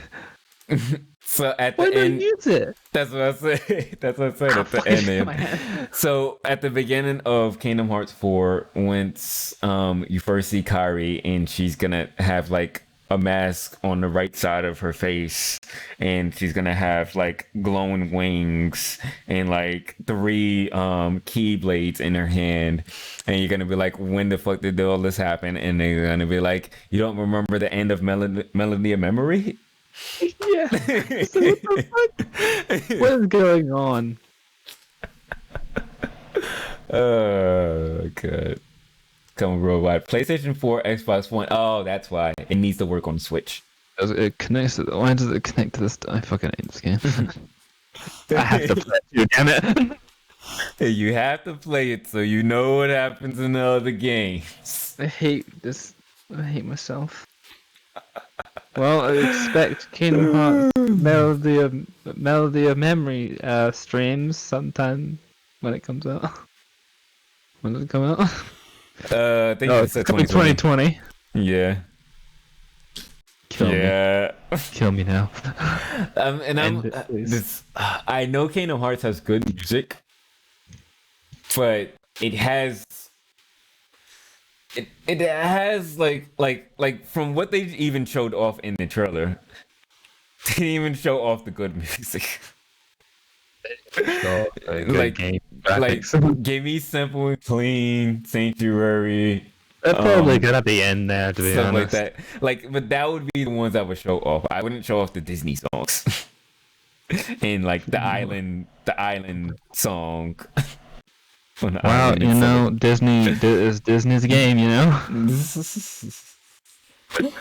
All right, next up.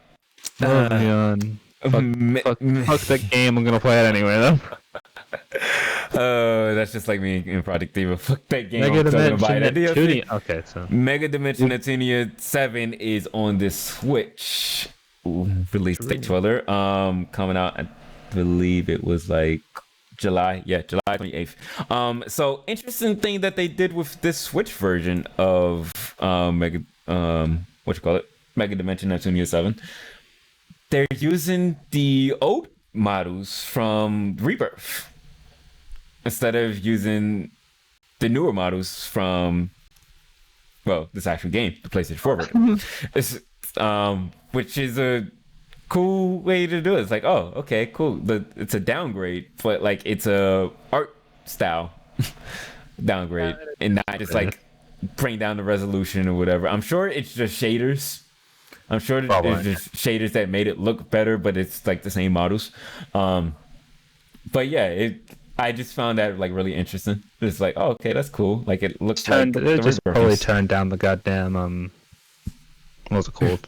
Polygons. Yeah, that's less polygons. They probably had like very like high graphic shaders and what do you call it? Anti-aliasing and all that stuff, and just turned all that shit off. So it worked on the Switch at 20 frames. July 28th. Sorry. But yeah, I started up Rebirth 1 yesterday, actually. I just like booted the game up on my PC and was like yeah, I'm gonna play this one day on stream one day. I don't know when. Whenever I get time to. But yeah, that's probably gonna be a thing. I mean, they're all I think most of them are on fucking PC anyway. Yeah, all of them are PC. Not missing you much. All of them, okay. Yeah, so they're all on PC too. All of the new ones that still goes into like chronological order of like the first games, because like the first 3 are I think PlayStation 3 only, But Rebirth is like a remake of 1. Rebirth 2 is a remake of 2. Rebirth 3 is a remake of 3. So you've got all them at your disposal. So it's a weird thing because they're remakes of 1, 2, and 3, but they are 4, 5, and 6. Weird, but okay. Just like 7R is a sequel to 7, but it is Persona 5 Royale version of 7, but it's also a sequel. Fairy Fans Advert Dark Force, like a sequel to Fairy Fans F, you know how it goes? Like doing this, Yeah. It's like, wait, you didn't play the first game? That this game is supposed to be the replacement of the first game? Well, sucks for you. You're not gonna know this part, but we're gonna figure out everything else because we're gonna retell all of that stuff. But we're also gonna say other stuff that's gonna confuse you before we retell this stuff. It's like, what? Why are you doing this? Why do this? So Captain it's a sequel, but it's not? Captain Sabusa story mode trailer. New champions, story mode. So just a new trailer of the story mode. I think it's a lot of like story mode stuff that we've seen like from a different story mode trailer that we already saw. But yeah, it's more stuff for this freaking soccer game. That looks really cool. The only soccer game I would play.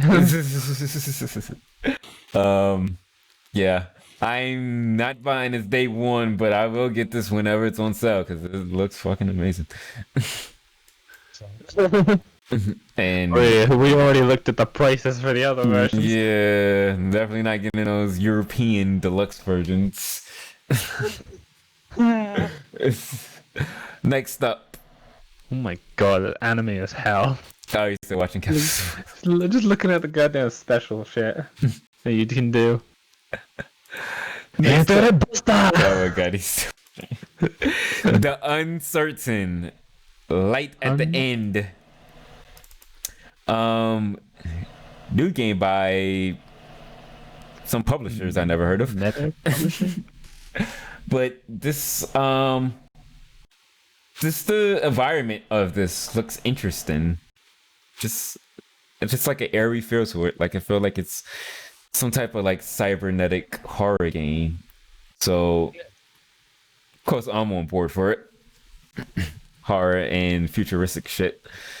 I definitely have that future vibe from this. It's, Dystopian future. yeah. I don't know if there's no release date on it, just 2020. It's just like a little teaser thing that was put out. So I will be keeping my eye out on this game. Hopefully it's something that actually looks like it's worth something. Oh, what the hell is this? Oh, okay, hold on. There's an alpha demo gameplay. Oh, you see? Oh, there it is. Okay, I didn't even see that. Let's look at that. Oh, okay. Okay, that's just the. Okay, take that full screen.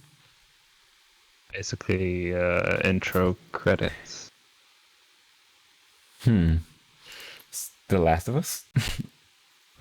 Wait, I know it's okay. It's alpha, so I'll excuse that. But her hand was fucking straight as hell, like it wasn't animated. Yeah, so it looks like a lot of these graphics needs to be like touched up and stuff. Yeah, it's alpha, so Yeah. Oh, is there no voice lines? There's no voice lines. Okay. Yeah, there's It's no just- like mouth is not moving and nothing at all and stuff Yeah, like this that. is very early, so Yeah. I don't know when we'll see this. Yeah, Palace of yeah, that's hopefully a lot of this animation gets touched up. Probably will. I don't even want to watch that anymore. Alpha is like early So I as don't hell, wanna- so All right, next up, Crash Bandicoot 4. It's about Finally- time. finally a fucking sequel to It's about 3 goddamn after time. so many years. It is about time. Oh my god, I was so hyped when I saw this. This looks really, really, really good. It looks so good. It looks really good Looks like a whole lot of money's been put into it. Voice acting's great. The models look great. I love how like at the end of the trailer they make like they kind of like joke on themselves where like the new characters like how many times did you beat this guy? And there's like 2.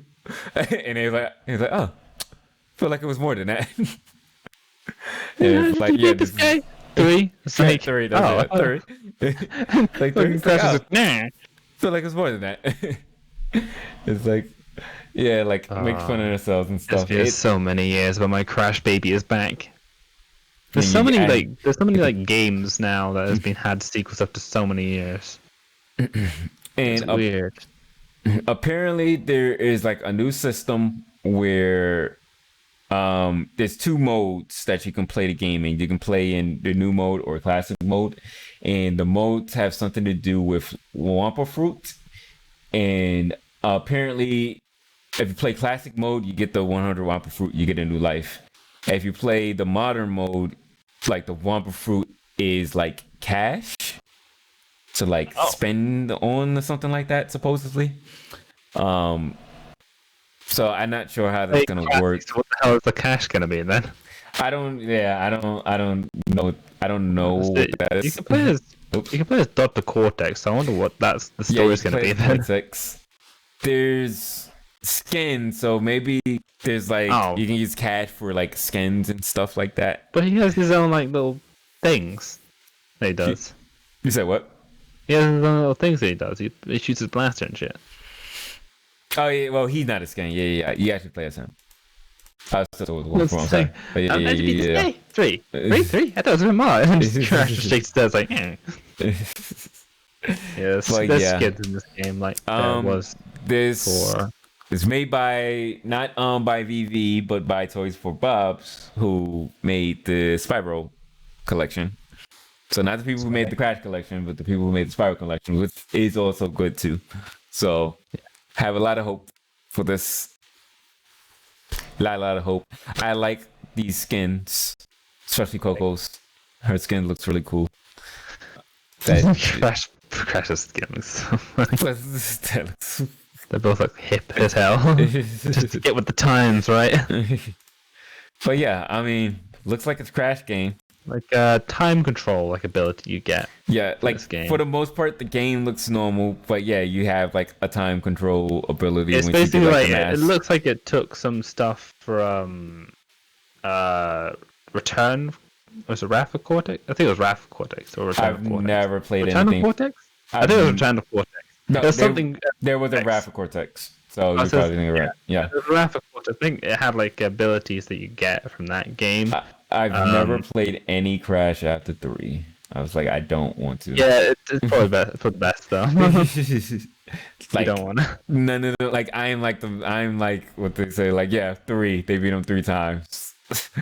It felt like it was more than that, but no, it was only 3 times. That's what I see in my head. It had some ability shit in the Wrath of Cortex. It was supposed to be 4, but it wasn't really 4. But that's what I kind of get some feeling of that, because they have like the different masks that you can pick up, and it gives you like the suit. It was 4 in Japan. Oh, it's 4 in Japan. It was called It was Crash not 4 4 in here. Japan. You don't believe that. Yeah.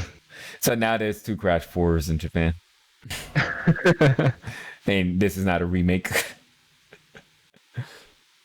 Jesus. So in Japan, they might just call this Crash Bandicoot. It's about time. It's a bad time. It's Or they're like about just completely time. debunk. It's like Crash 4? What the hell is that? Crash 4? What are you talking about? But yeah, I'm excited for that. What was the release date? Let's see over this date. It's Yeah, August. Oh wait, say there. October 2nd. October 2nd. Yeah, October 2nd. So 2020. Ow. the end of this year is looking really good, especially on PlayStation. Even before the PlayStation 5 comes out. It's a whole lot of shit coming out. New Pro Skater. Speaking of closest to the end of this year for PlayStation, Tony Hawk. New trailer announcing new skaters, which I think most of these are skaters that are in Tony Hawk Pro Skater 5. which are like the younger skaters that wasn't in like 1, 2, and 3, and 4, and all other ones like Riley Hawk, like Tony Hawk's Child and stuff like that. So all of the newer skaters is going to be in this game as well as the old ones. That's a good that's a good choice to make. Yeah. It gives you way more options. Not only that was announced, but also you just put Pro Skater 5 out the way. Yeah, like now 5 is irrelevant. Now we don't need it anymore. Also announced at the end of this trailer is that the Warehouse demo will be available on August 14th for people who digitally pre-ordered the game. Oh boy. I am not digitally pre-ordering the game, so I won't be playing that. So I'll just play it when it comes out. And I'm fine. I can wait. Yep, I can wait. I don't want to touch that game at all until I get the whole thing in my hand. Speaking of skating games, another skate game from EA has been announced. Skate game. EA had a conference. We're not going to talk about that because it was trash. So we're just going to talk about Skate, which is the one thing that they didn't show off. The good part of it, they didn't show off. Yep, the only part that they didn't show nothing. Skate's coming out.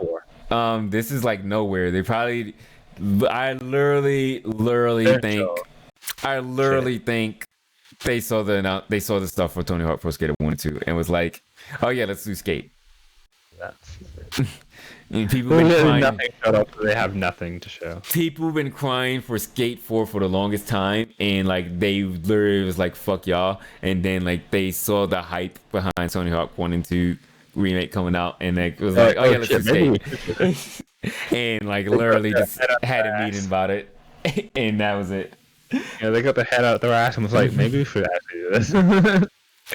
So yeah, so that's enough thing. I know there was another blog post I saw where they were looking for some creatives for the game. So that's nowhere near developing. Like it's nowhere near ready at all. It's not even started. EA conference kind of consisted of basically, all these games that we've got. They all come to Steam. That's basically what it was. Like, oh, cool. I can play these games without having Origin now. The trash conference. What wasn't trash? The only thing I'm gonna pick up from EA from the Steam is the fucking Dragon Age game. Dragon Age Inquisition. So I like that game. I have nothing that I want to get from EA. Nothing. I'd like the Dragon Age games. You gave us Sims for free already. You're useless now. Basically. What wasn't trash? Smash. I see what you did there. What the hell is Ramen Time? Ramen Time. This was the announcement trailer for Min Min. Where I guess I don't know too much about ARMS, so I guess she works at a ramen shop. But while she was working at the ramen shop, while Captain Falco and Kirby was eating ramen, all the other ARMS characters were fighting each other and trying to get the invite. And then she realizes that fuck you. Yeah, fuck this ramen shop. Captain Falco is eating is very anime like. So then she leaves. And then while Twin Tails and the other guy was fighting the Ninjala. Is it Ninjala? I don't know. I would just say it's Ninjala. Ninjala, which these are like the 3 best characters. So it was like, yeah, which one of these 3 is gonna be it? I mean, we already kind of knew it was Min Min because this trailer just really revolved so much around her, especially with the whole ramen shop part and stuff. So we already knew it was gonna be her. But yeah, great choice. Min Min's cool, and she looks like a really cool character for Smash. Of course, Sakurai does what Sakurai does, and this is like make it faithful to the character, and you can switch your arms out to like the different things and stuff, like the different types of arms and stuff like that. Basically. You said what? That's what the costumes are, right? And yeah, different costumes and stuff. So, and of course, Kirby. And arms and Like health. every single trailer just have to have Kirby in it because you have to be like, what's Kirby gonna look like once he eats this character? Basically, because you can just get the abilities. This is but yeah, and then like there's a long presentation about it, which I'm not gonna watch still. I haven't watched it. Some people are mad about this. I don't know why. People are mad about it because they wanted Twin Tail. I have nothing on this because I never played ARMS. Twin Tails is the black girl. Of course they want her. Fuck. So they wanted her because of the booty. Hey, they have her in the form of you can't get your booty in your Sakurai game. Sorry. Listen, we know Sakurai. He's not gonna put booty. No booty. He didn't put whatever her name was. Who? King Fighters. Oh my. I'm mine. Oh yeah. We got Min. She looks like a cool character. Whenever I get back into Smash, I might get these season passes so I can actually play wait these until characters. all the characters are out. Yeah, I'll probably wait. And they probably I have a feeling there's gonna be another edition. Just in case there are certain characters that just one instead of getting all of them. I feel like they're gonna bring out I feel like they're gonna do the fighting game thing. And there's gonna be a Ultimate Super Smash Brothers Ultimate Edition. What? Oh, with all the DLC and stuff in it. Super Smash Bros. Ultimate Super Smash Bros. Definitive Edition. Definitive Edition. It's Super Smash Bros. Ultimate Edition. Complete. Super Smash Bros. Ultimate Complete or something like that. The edition. I don't know. I don't know what the next Smash is gonna be because it's like what like you're gonna have to not have everybody in the game, or you're gonna have your new game just have 100 characters in it from the beginning. Like, what are you gonna do? I don't even know if there's gonna be another Smash.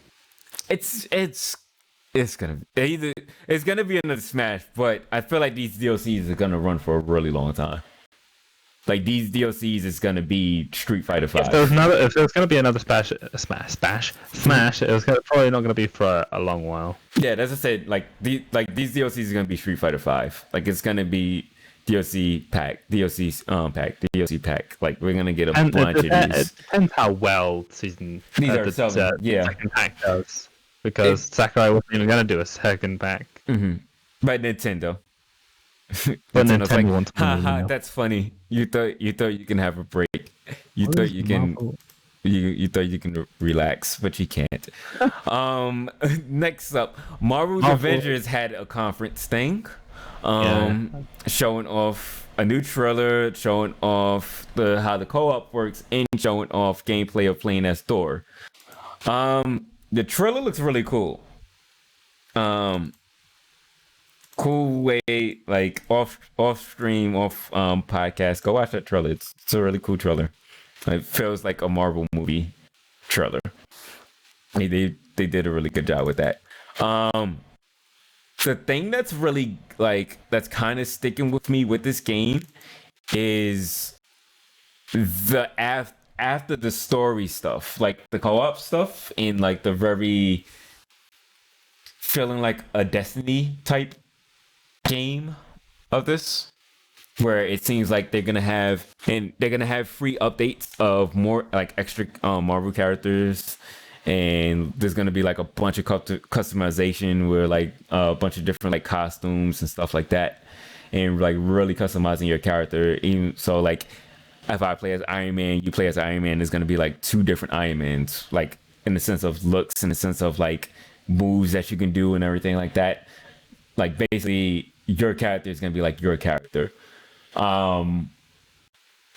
Gameplay.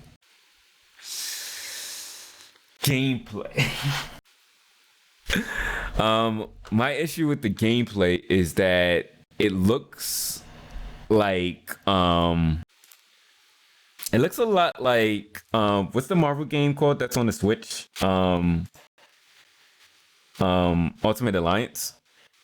It looks a lot like Ultimate Alliance. So with that, like it's like it looks like just like Ultimate Alliance with like money into it so they can put it all into graphics. Ultimate Alliance with money into it and not top down. Yeah, like they put a bunch of money into Ultimate Alliance for the graphics and that was it. And not to like refine the gameplay. So like it just looks like old PlayStation 2 type, arcadey type game with really amazing graphics. And like that's my issue with it. Like it looks like it's gonna just get tedious and button mashy and not so much fun after a while. Like I said, like the multiplayer thing seems cool, but I don't think the gameplay will draw me into wanting to keep playing the multiplayer stuff and keep waiting for new updates and stuff. And It's not a multiplayer game for me. you said what? It's not gonna be a multiplayer game for me. Well, and I feel like that's probably gonna be the thing of it though. I mean, I think you can do the I can't remember what they call the missions, the war zones. I think you can do the war zone single player though, without doing it in multiplayer. It's just gonna be like I said, it's like a Destiny type thing where there's these extra missions and stuff like that. Post story. Yeah, like it's so confusing. It's like not only making me confused, but I think the game is it's confused of itself, of it what it wants to be. Does it want to be an arcadey type Marvel game? Does it want to be this multiplayer type Marvel game? Does it want to be a serious story Marvel game like Spider-Man? I think it's stuck in between like two different worlds, and it's not looking good for the direction that it's going in with that. Yeah, I don't know. Just I gotta play it myself. I'm not a big Avengers fan. Like out of Marvel, like my big ones is Spider-Man and Deadpool. So I'm not a big Avengers fan, but like there's certain parts of this game that's like making me like, oh, I want to try that out. But like the gameplay is just like that big thing that just makes me go like, I don't know if I want to spend $60 on it because I feel like I'm gonna just play it for a little bit and get super bored really fast. Not exactly sure at the moment. Yeah, like the presentation, the trailer, the story, like I said, the customization stuff, like all of that looks really good. But it's that gameplay that's just really like, I don't know. But at least they explain a lot more with it and stuff like that, so we kind of know a little bit more. I guess now at this point, I just want to see like reviews of it, see like what the people are saying about it and stuff. I want to see reviews of people who are like not Avenger fans, because I don't want that. I don't want Avenger bias on both ends. I don't want people to be too critical of it because Avengers. I don't want people to not give it enough criticism because it's Avengers. I just want to see somebody that's like, yeah, I don't know nothing about Avengers, but I like this game, or yeah, I don't know nothing about Avengers in this game sucked. So yeah, that's what I kind of want to see. Other than that, I don't have anything else to say. I think you kind of said what I was thinking. Really? What's that? Next up, Cyberpunk news. Two news. The first news for Cyberpunk. Cyberpunk is delayed again. So who saw that coming? From March 17th to November 19th. Basically, without reading through all of this, basically they're just saying that they want to release the game when they feel like it is done, and they don't feel like they're close to it being done. Great, it's like I want to cry. So they want to polish up on things, touch up on some things. They want to make sure like gameplay stuff, quests, cutscenes, everything's done. September, October, 2 months. So just an extra 2 months. Take 2 months to make the game perfect. Let's not rush the game. Companies do this stuff. It's a good choice, really. Mm-hmm. Yeah, just make the game better, fine tune all that stuff. I mean, to be honest, from what I've been hearing from some people have been playing the game. They've been playing the game for like 5 hours. They've been 5 hours gameplay. They say that's really good so far. Yeah. So yeah, I mean, obviously there's something for you to come out. Like you already delayed it, and now you're delaying it for only 2 months. There's something not sitting right with them. That's just like we need to fix something, and there's like one or two, a couple of things that they want to like really make sure is perfect. It's weird though. It's weird because like when I was first seeing this game and everything like that, I had like not much interest. Well, I had not much interest in it. But the more I kept seeing about this game, and the more I kept looking at the gameplay, the more I'm like, I really want this game. Yeah, that was the same thing with me too. Like I wasn't hyped for it, but I was like, oh, this looks cool. Like it's a setting that I like and stuff like that. It's an RPG. Like that sounds like a cool premise. I don't like shooters, so like that's the thing that pushed me away. But then I started watching more and more gameplay and stuff, and like I've watched like it was like a 40 60 minute like YouTube video on somebody like just explaining everything about it, and I sat down and watched the whole thing on that, and like that was like the thing that really made me go like, yeah, I need this game. this game down to play for an hour, like yeah. Like I don't just watch like a hour-long video on something like I'm not interested in. So like I was like definitely like, wait, like you could do that? Damn, you could do that? What? No, you can damn, you could do everything in this thing. I'm gonna have to play this game now. I'm biased to anything but Game of the Year, CDPR, GOAT, and it got Keanu in it. Yeah, and Keanu's in it. The next set of news for Cyberpunk. There's also like a bunch of like creators are in it now, like a bunch of like Twitch people or YouTube people that got to go in there. That doesn't surprise me. Got to go in there and actually voice lines that get scanned in, and not like cameos. They've got like actual quests to them, which is the coolest shit. That when I was hearing that from some people, like you have to do in the game, actually in the game, not a cameo, not like an Easter egg. Hopefully they actually have good voice acting. Or you get somebody else to voice act them. So? Like Jeff, like put him in a shitty voice act. Well, Jeff Keighley was in what you call it? What's it called? God damn it! In the Death Stranding, and was voice acted by Yuri. Was he voiced by Yuri Lowenthal? Or somebody else?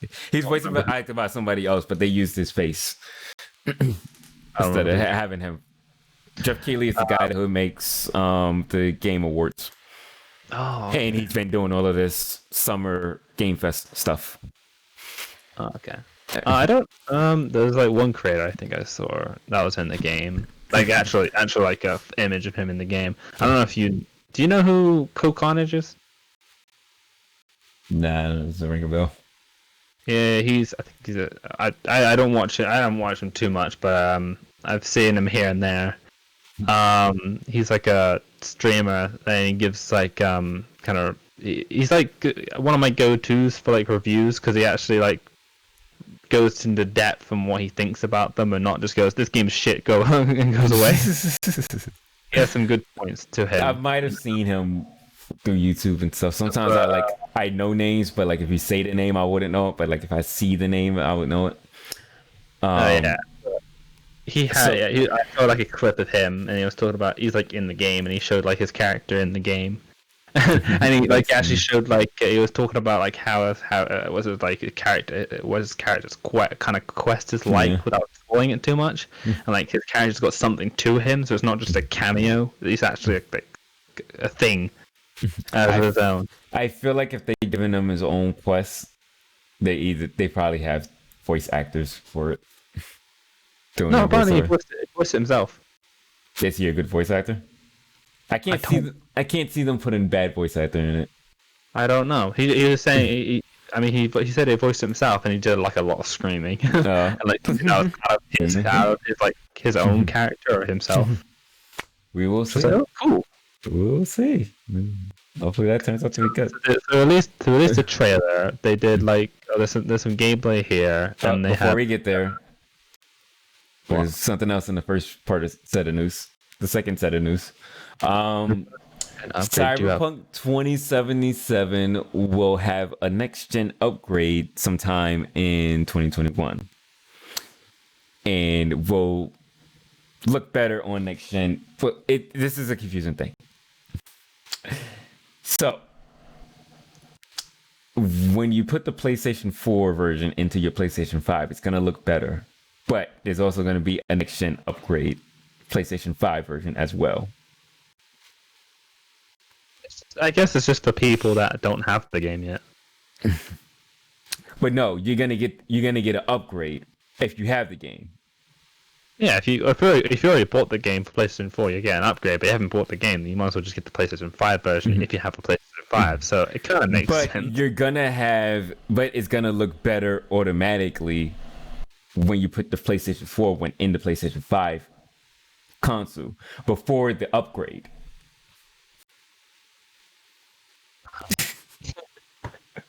So before the upgrade comes out in 2021, in 2020. In December 2020, PlayStation 5 comes out, and you put Cyberpunk 2077, the PlayStation 4 version, into your PlayStation 5. It's gonna look better. Then later on in the year, there's gonna be an upgrade, which makes the game look better. From the game looking better. I don't know. It's just giving you options, I guess. Any projects are like that. They just give you options. So your game is gonna look better after your game looking better. This next gen for next gen. This is why I've always been so confused and so about the whole backwards compatibility thing, because it's like, what does any of this mean if you're gonna have PlayStation 5 versions? We'll see. Maybe it'll make sense later. I don't know. Let's move on. So, new trailer and some gameplay stuff. So yeah, there was a conference for this. It's a short little thing. It seems like it's going to be an episodic type conference thing that they're going to be having. So episode 1 was the other day. Game just looks super amazing. They showed off. I can't remember what they called it. Did you watch it? Watch the conference thing? Yeah, I watched the conference. What did they call it when it was like mind jacking or something like that, or something? Well, no, not mind jacking. That was something different. They do have mind jacking, but that's not what they was showing off the other day. It was basically like some technology where it records people's memories and stuff like that. And the guy, he was like basically like in the lore of the story, people using it for like video games and movies, and then they started using it for porn. And he was like, now they use it to like see people's like the last few like minutes of like before they die and stuff. So basically, like that's gonna be a big part of the game. I was listening to Kind of Funny, and Blessing was playing it, and he said that was the one part of the game that he does not like. He said it's kind of boring because you have to go through a person's memory and try to find different things, and it's basically just watching a video clip and just looking around. And he said it happened a few times. He said it happened once for tutorial, and then he went into a mission and they had him do it again. So it looks like it's a thing, like it's probably going to be like a part of a mission that's going to have like, you know, all games have that slow part that makes you do something that's like, I just want to run and shoot people. So you're probably going to have some quests that has that type of thing that's gonna be like, okay, yeah, this is that boring part. Let's hurry up and try to get past this so we get to a good part. Not too many. You said what? I said it's like a filler thing, so it's gonna happen a few times just to get the story going. Yeah, hopefully not too much. Hopefully it's not gonna be like, okay, you need to know what happened, so look at this person's memory and then go through it, and then it's like, this is too slow. That part where you're looking at it was funny as hell, because like 2 bodies, 1 man. So if I hit you, does that hurt him? They should have had, because they didn't have it. They didn't have the audio do that. They should have had both of them go like, oh, like when you hit one. So it's like, that's gonna be another cool thing to see through this game. Is like all the different like technology that like they just thought of and like invented and stuff like that. Like that's gonna be like really cool. Like, oh yeah, in 2077 we're gonna be able to do this. We're gonna be able to do this. Like that's gonna be really cool. But yeah, I've heard nothing but great stuff about it so far. About everybody who's been playing the game.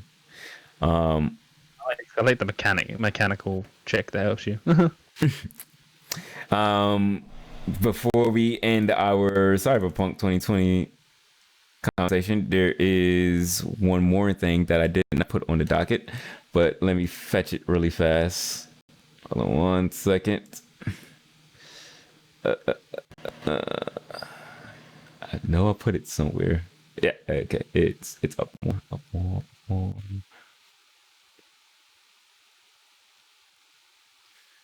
There it is. All right. Here. So throw this on the screen. All right. So customization options. That's the big selling point of this.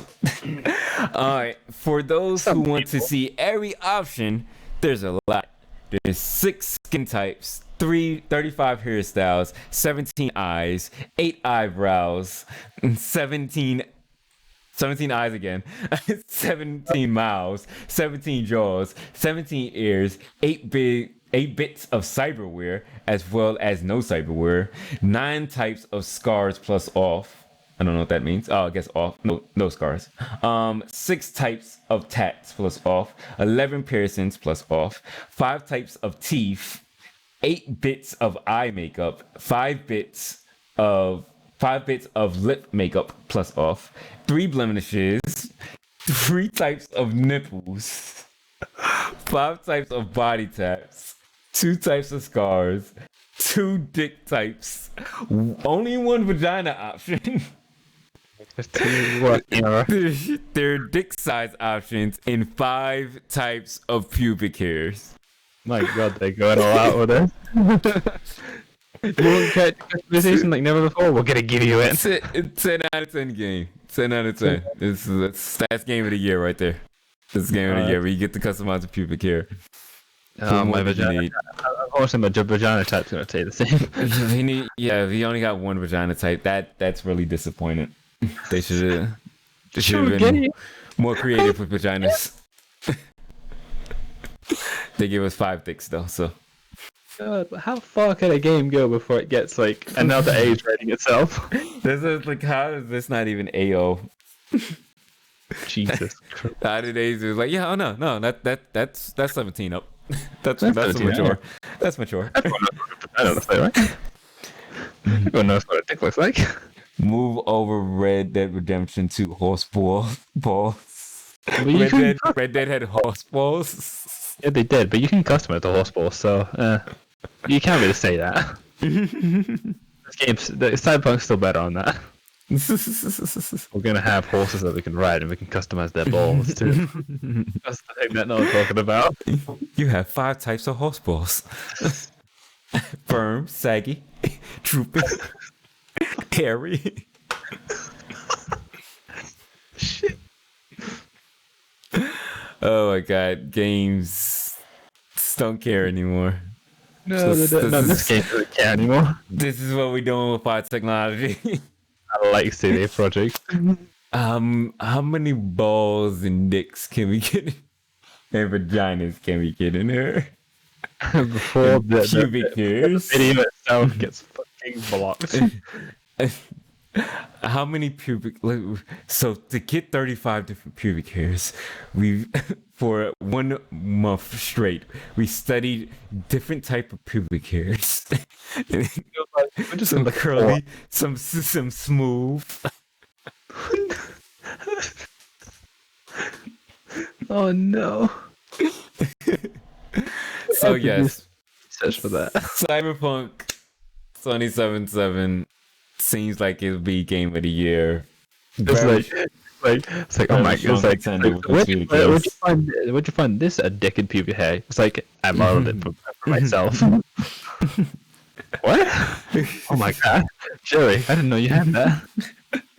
So for game of the year, we have contenders of Cyberpunk, Final Fantasy, Ghost of Tsushima, Last of Us 2, and I don't know what the 5th one would be. I'm trying to think of. Would we say Persona 5 Royale? No, not really.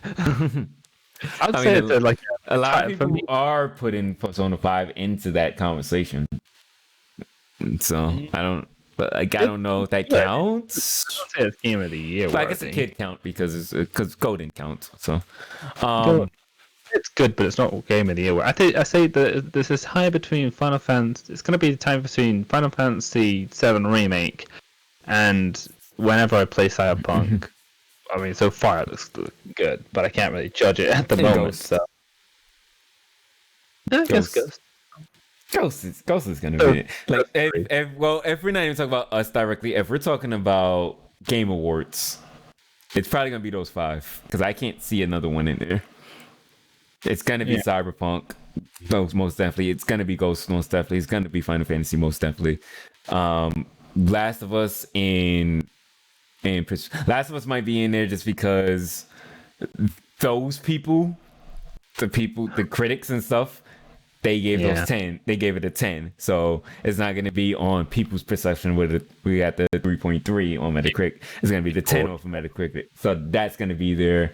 And then the only other, like the 5th option would have to be Persona because I don't know what else is going to be like even contending for that.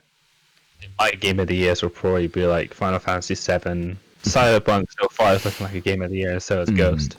Yeah. I'll just write Game of the Year on the box. There you go. Game of the Year edition. Wait, this just came out. No. We know. Keeping on cyberpunk aesthetic, but we're going a little bit 8-bit. A little bit. I know. Mutation M. Yeah, say that word. Mutation M. Yeah, sure, let's go with that. This game, did it go to the beginning for you? All right, so this is a pixel art cyberpunk type game. That's cute. This was showed off at the Bit Summit Gaiden conference, which was a very, very Japanese conference before we get to the other Japanese conference we're about to talk about. But that didn't show off too much, but it did show off this game. They did play this game, and it looks really, really good. And you know I like cyberpunk stuff. Like, this is the 4th time I said this is the dream. She just changed her outfit. And cyberpunk pixel art stuff. You can change your outfit. You go in a nightclub. You also fight giant robot monster armadillo things with a giant sword. This sounds like a Shawny game. Yeah, this does look like a Shawny game.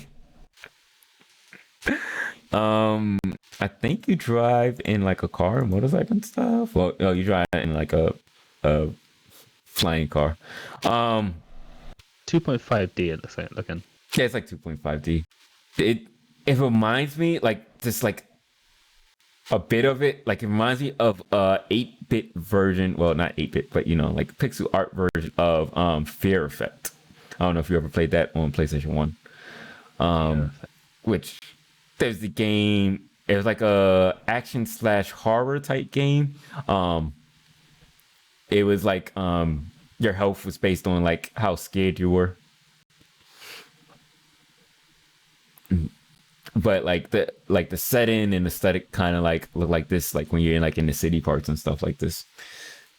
thing you played as like a girl wearing like skimpy clothes and stuff. But this looks really, really good. Especially just holding a giant sword. I love giant swords. You say what? The sound cuts out at the end. They just have no sound while the girl's beating a goddamn dinosaur looking ass. I don't know if there's any release date. I don't think it is. It probably is still being developed for Japan. Looks like it. Let's check its Twitter. I like follow them on Twitter. Yeah, I don't think there's a release date for it. But hopefully this comes out sometime this year. Or do I even want it to come out this year? Because we have so many other games. Part of me is like, I just want some of these games to come out next year so I have time. Yeah, because it's like, it's too many games this year. Too many games. Like, I kind of hope for a dead year. Like, I hope the end of 2021 is just boring. Just so I can catch up. It's like, just nothing come up. Be like, kind of deadish year for me, because I like some time to catch up on some other games that I want to play and like other stuff I want to do. Yeah.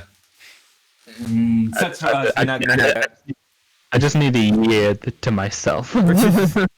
Sucks for us. We're not gonna have that. Keep playing all these games that keeps coming out. And so, time to get into New Game Plus territory. So there. No, My Heroes 3 was already out. Or maybe I'm just being. No. That's not out yet. So New Game Plus conference was on. A lot of people was very mixed about it because they didn't see Persona 5S, they didn't see new King of Fighters, they didn't see a bunch of new stuff. When this was an American conference for Japanese games, so no, you're not going to see brand new Japanese games. You're going to have to American wait. conference. But yeah, I enjoyed the conference as a whole. There was a lot of like visual novel stuff, a lot of like Otami games, Boy Love games, and stuff like that was in there. But it was just. That sounds like a guy just talking about the games he wants to beat. So this was a funny part. So Suda51, the Suda51 creator of No More Heroes, he literally opened like. He started up the conference, and instead of talking about No More Heroes 3, which people want to see more of, which we only saw a little bit at E3 last year, they showed gameplay in the background, and he just randomly talking about like Mario and stuff. And the front, not even talking about No More Heroes 3. It was just Japanese developers, Japanese developers. They just know how to have fun, and talk about like all the Switch games and stuff that he hasn't beat and stuff. And then like finally at the end, he's like, oh, "Okay, y'all ready?" And then they show like 2 seconds of No More Heroes 3 as it goes off. Fuck. That it was hilarious. All right, so this is not in order of what was shown. Some of it's in order, but a lot of it isn't. And I don't have everything that's on here, like all of like the visual novel games and stuff like that. Just more of the games that I really kind of wanted to touch on and stuff like that. First thing is Harvest Moon One World, a new Harvest Moon game that's not a mobile game. Thank God. This actually looks like a Harvest Moon game now, instead of like the new trash ones that people I've heard wasn't really good. They're probably taking a lot of like, what's the word? Stride from what's the game called that everybody's playing? The Harvest Moon type game. The old one. No. the newer Stardew Valley? game, Stardew Valley. Yeah, because so many people love Stardew Valley and stuff like that. They was like, all right, we need to make a Harvest Moon game, a real Harvest Moon game now. So this looks legit. I'm probably not gonna play it because if I'm gonna play something, I'm probably gonna play Stardew Valley and not Harvest Moon anymore. I'll play old Harvest Moon games. But yeah, that's a thing coming out fall. Any thoughts? Looks good, really. People, whoever's excited for another Harvest Moon game, there you go. I'll just stick to what I know. Next up, we have Fight I've never Crab. been too big on farm games anyway. Fuck that, we got Fight Crab. I remember seeing this a long time ago. People playing this. It looks fun. To be Turn honest. it on. Turn your music up. Listen to the progressive Japanese anime opening music. Oh my god.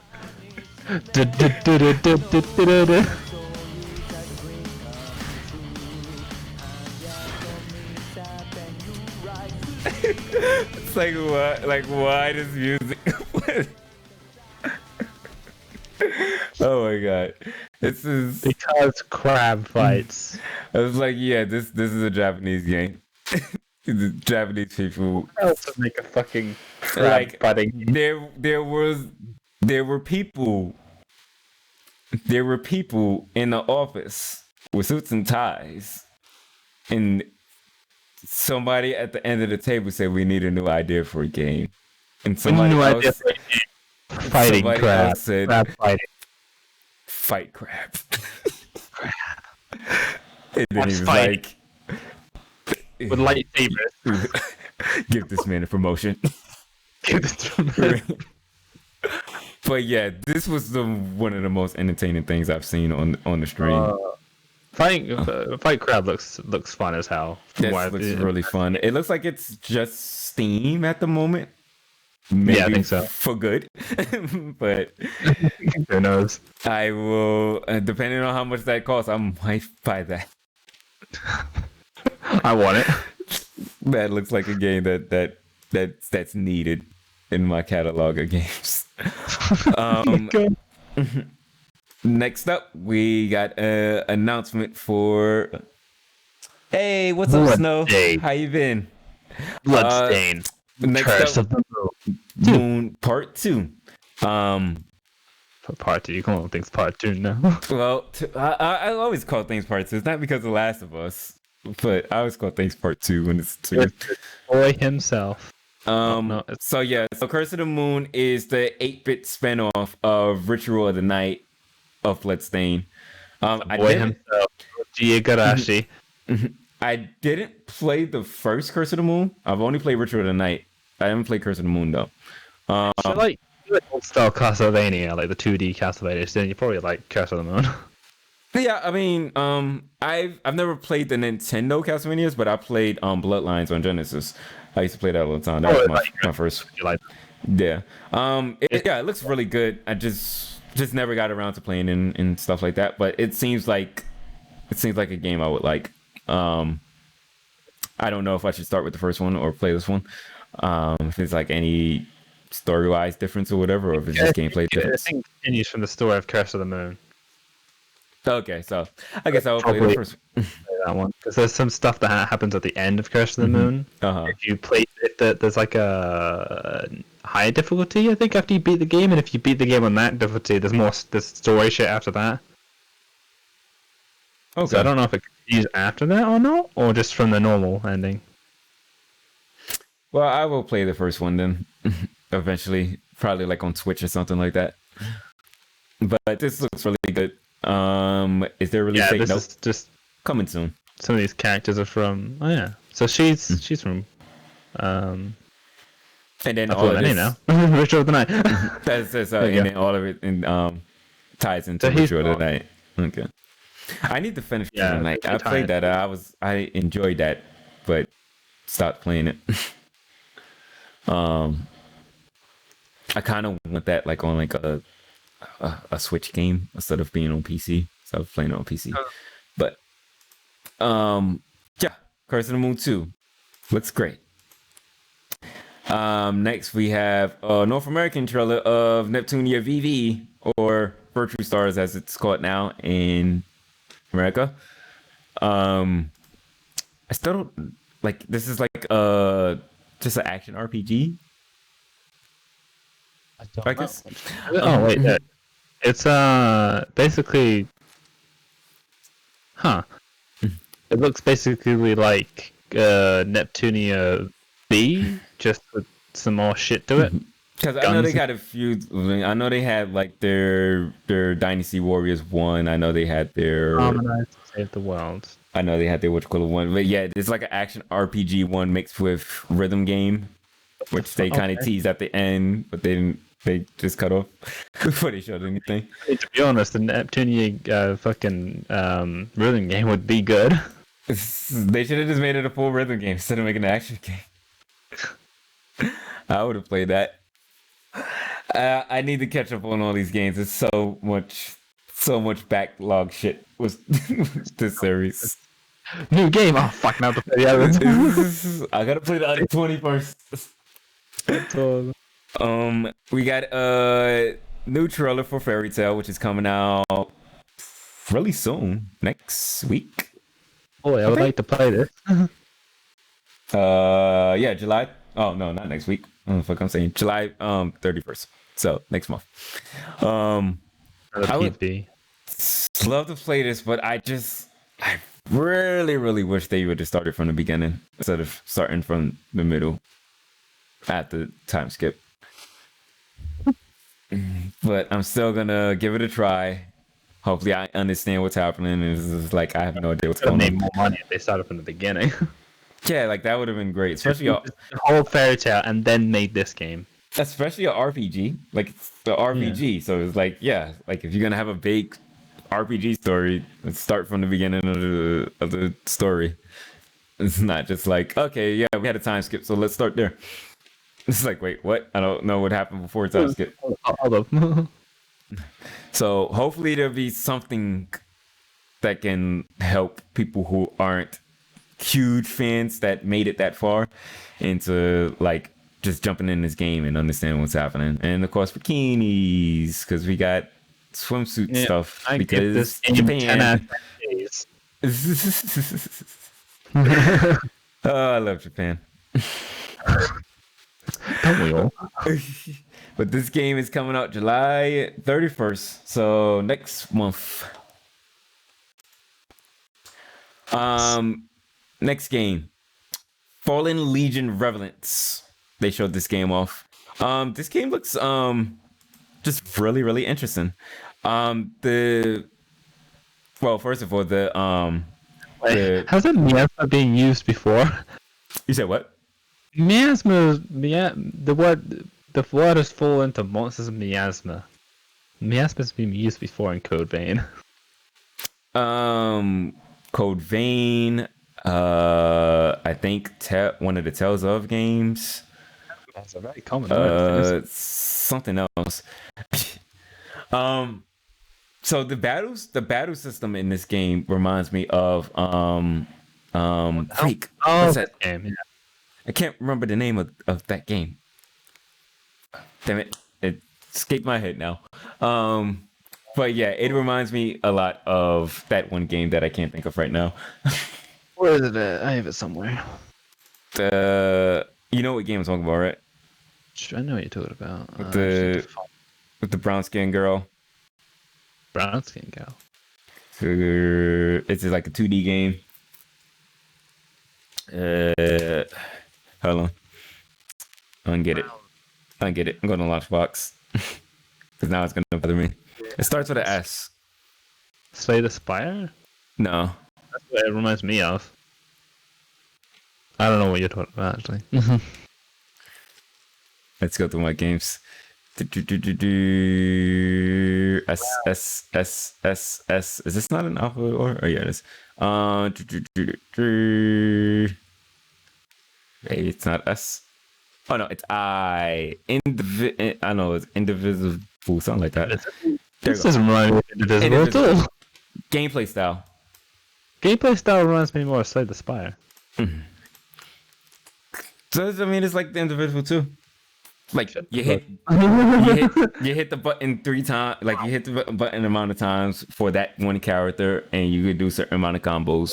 But then that also you have to build it back up. Yeah, that's like exactly what Indivisible is. Like when I saw it, I was like, oh, it's just like Indivisible. Same data system. Except you're on the left side this time. Yeah. So yeah, this looked interesting. The setting is not quite my thing with like castles and knights and stuff. But I have Indivisible to play. I just haven't gone around. the main voice actor in this game is Claude from Three Houses. Starts with a Z, yeah. Or his last name starts with a Z. Or his first name starts with a Z. Or is it a V? I don't know. Fuck. It's gonna bother me now. There we go. You said it? What the fuck is his voice at? There it is. Oh, Jesus Christ. How do you say that last name? Joe Zayaja? Yeah, okay, yeah, it's a Z. Joe yeah. Yeah, Joe Zaija. I think it's something like that. Something like that. Toshiyuki Toyo, fuck me. Sure, in the Wanderer. Toshiyuki Toyo Naga in Japanese. Shire in the Wanderer, the Tower of Fortune, and the Dice of Fate. This is like this is a 16-bit like roguelike game. So like a roguelike, you go through this tower and you just fight until you get as far as you can, and then like your character dies, and then you start with a new character, and then you go through the same levels, and then once you find that old character that dies, you can go and pick up all of the items. Well, no, this one I don't think you get a new character. I think you just get the same character, but you can go back to where you died and then pick up like all the items and stuff that you had and like experience and everything that you had from that old one. He just falls down and just gets tossed out by fucking slime cats. And yeah, there's like a lot of like traps and stuff going on. I guess it's gonna be like a very like play this part over again, because like you need to like don't step here or you're gonna set off this trap, or this monster's gonna be really strong, so you're probably not gonna know that it's strong until it kills you and stuff like that. So it's gonna be like okay, you're gonna die, come back here, get your stuff again, die again, come back here, and like a constant thing to see how far you can get. I'm sure there's an end, but it's just probably like really long. What a long name for a game. Yep. Sharon, the Wanderer, the Tower of Fortune, and the Dice of Fate. Whoa. I'm interested in that. I don't know if there's a release date. No release date. So I've always had a spot for these types of games. You say what? I've always had a soft spot for these types of games. Yeah. And this looks very like it's out on Steam too. I don't think my eyes can take that on Steam. I need to play that on Twitch. It's coming out this year. 2020. So yeah, we're gonna have so many games to freaking play. Cyril isn't here. So yep. We got a new trailer for Death End Request 2. Death End Request 2. This looks way better than the first game. Oh, does it? Let me look. It's just like they're really leaning into that horror aspect. Oh, holy way shit. more than the first game was. Yeah, this looks. It's at 1080. This is looking blurry with that bit rate. But yeah, this is looking really good. I kind of really want to play this one, not even play the first one. So yeah, this is coming out August 25th. That's so sick as shit. And there's a freaking limited edition deluxe thing. God. with steelbook case, soundtrack, a bag, a box, art book, something that's like 3 question marks. I don't know what the hell that is. Spend money on. Spend all the money you don't need. Next up, we have Tashomi. So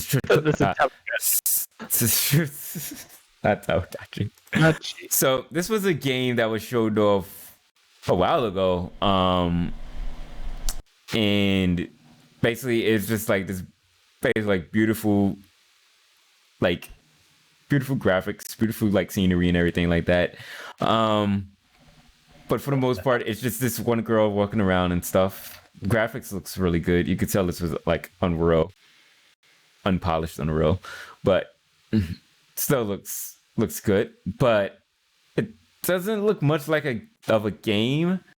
But yet they gave it a 2020 release date. So I don't know. Okay. I don't know what this, because this is literally all we've seen from this game, and they just showed like this part again during the conference. So I don't know what this game is gonna be.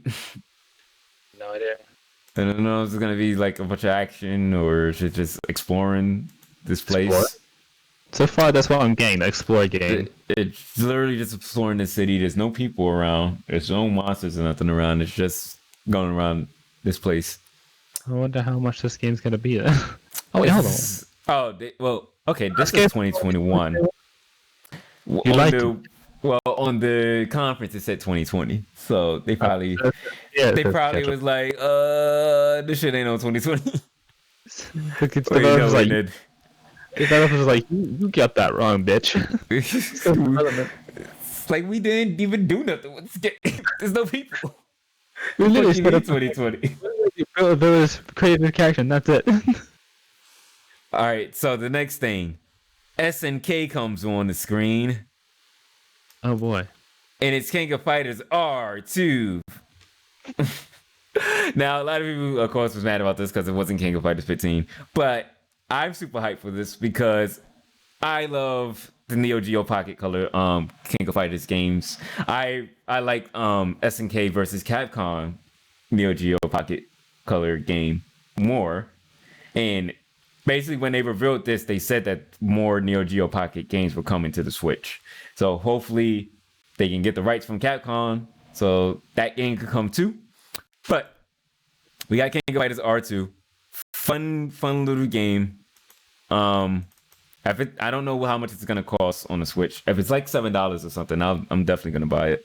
Not much, I doubt.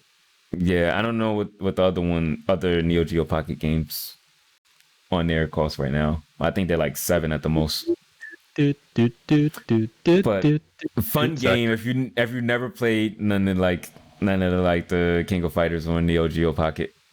They're fun. They're only 2 buttons, but it's still an enjoyable time. Have not, so I'll probably play them. Yeah, definitely get them. Yeah, not much more to say about that. I love these games. Next game. This game was super surprising for me because I was like, this is my game of the show. What the hell? Idol Manager. I like the voice. I like the English voice so far.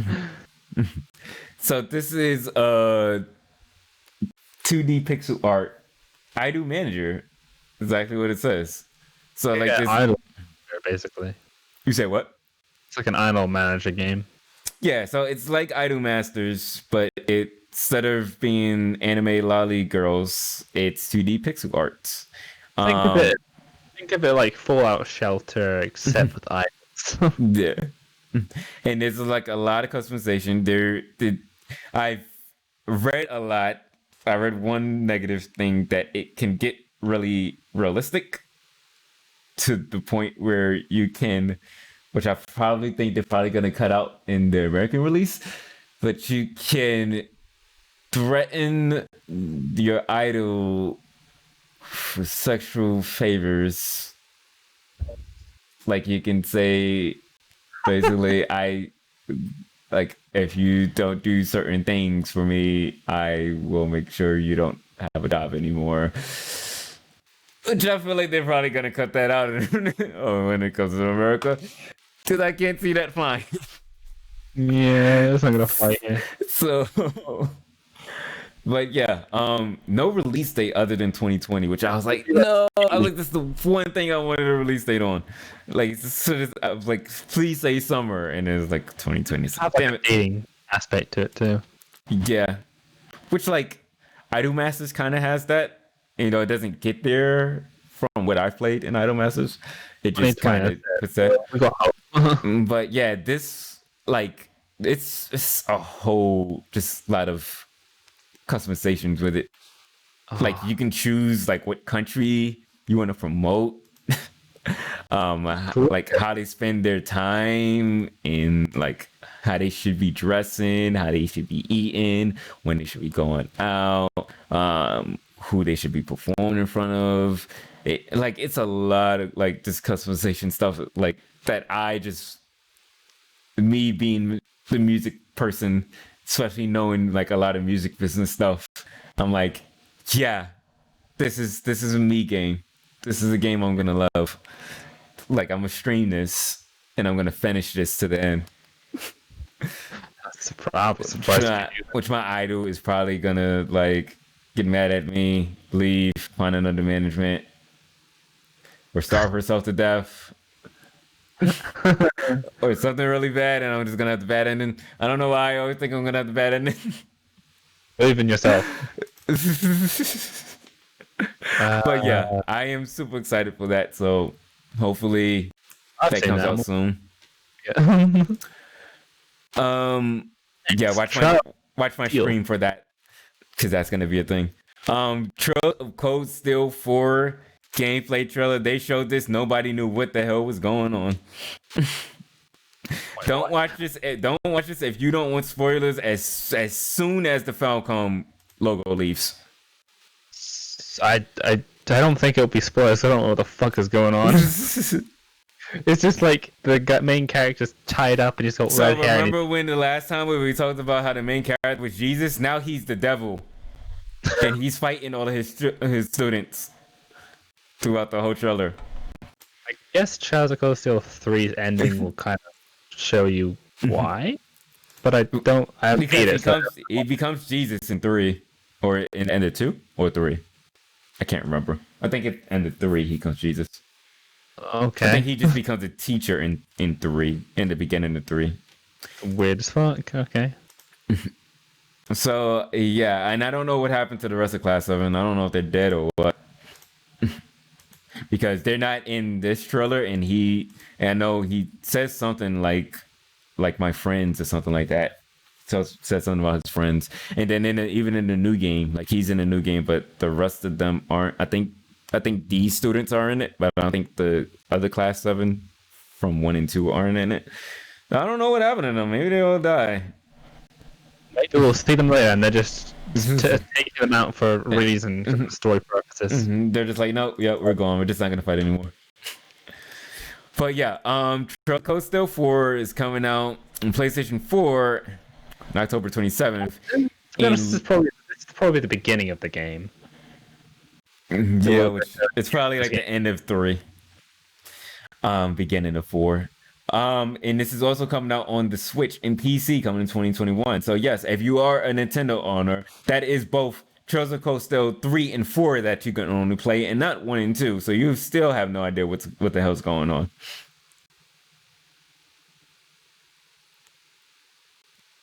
This is fucking stupid. I don't know if we'll be controlling the students fighting.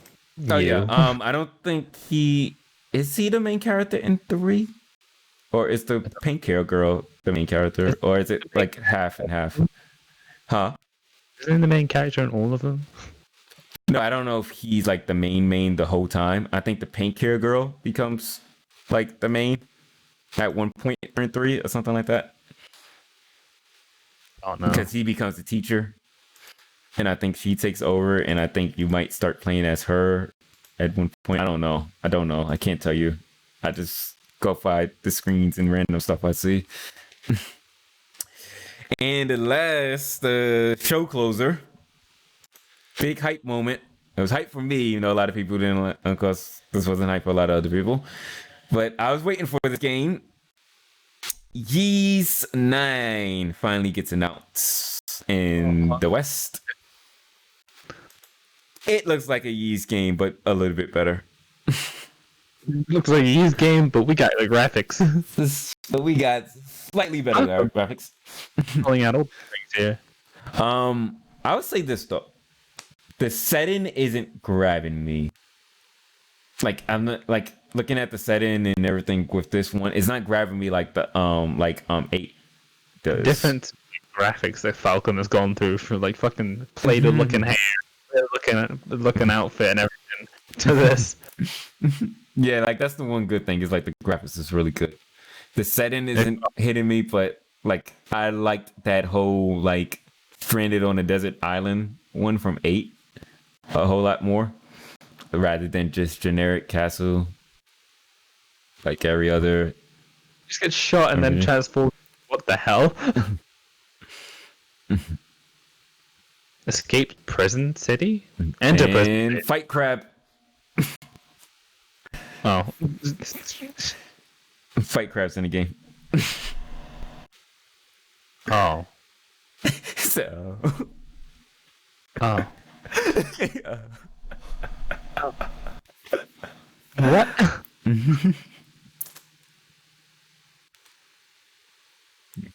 So yeah, Ys 9, Mushroom Knocks coming 2021. Gonna be playing it, gonna get it. I just don't feel, huh? The areas are more open. Yeah. Well, I don't know. It's hard to tell. Can't really tell. Unsheathe your curse and smite the darkness. This is very vanquish the creatures of the night. What a fucking like very horror anime feel. Yeah, I'm excited for it. Like I said, it's not hitting me as much as 8, but still looks like it's gonna be a good game. Hopefully, it doesn't end up being too generic. Coming 2021, still PlayStation 4 and Switch. If the Switch version is anything like 8 Switch version, don't play it on Switch. I played 8 on Switch. The resolution is horrible. I know. Man, that was the first time I realized bad resolution. Like just period. Like just period. Like I was like, why does the game kind of look blurry and choppy? And I was like, oh, it's just because it's the Switch version and the resolution is just bad. I was like, oh, that sucks. That's unfortunate. It's like I never really cared about resolution until then, until I played that game. Then I started caring about resolution. But yeah, it's on Steam anyway. Yeah, one day I'll probably go ahead and get it on PC and replay it again and actually beat it this time.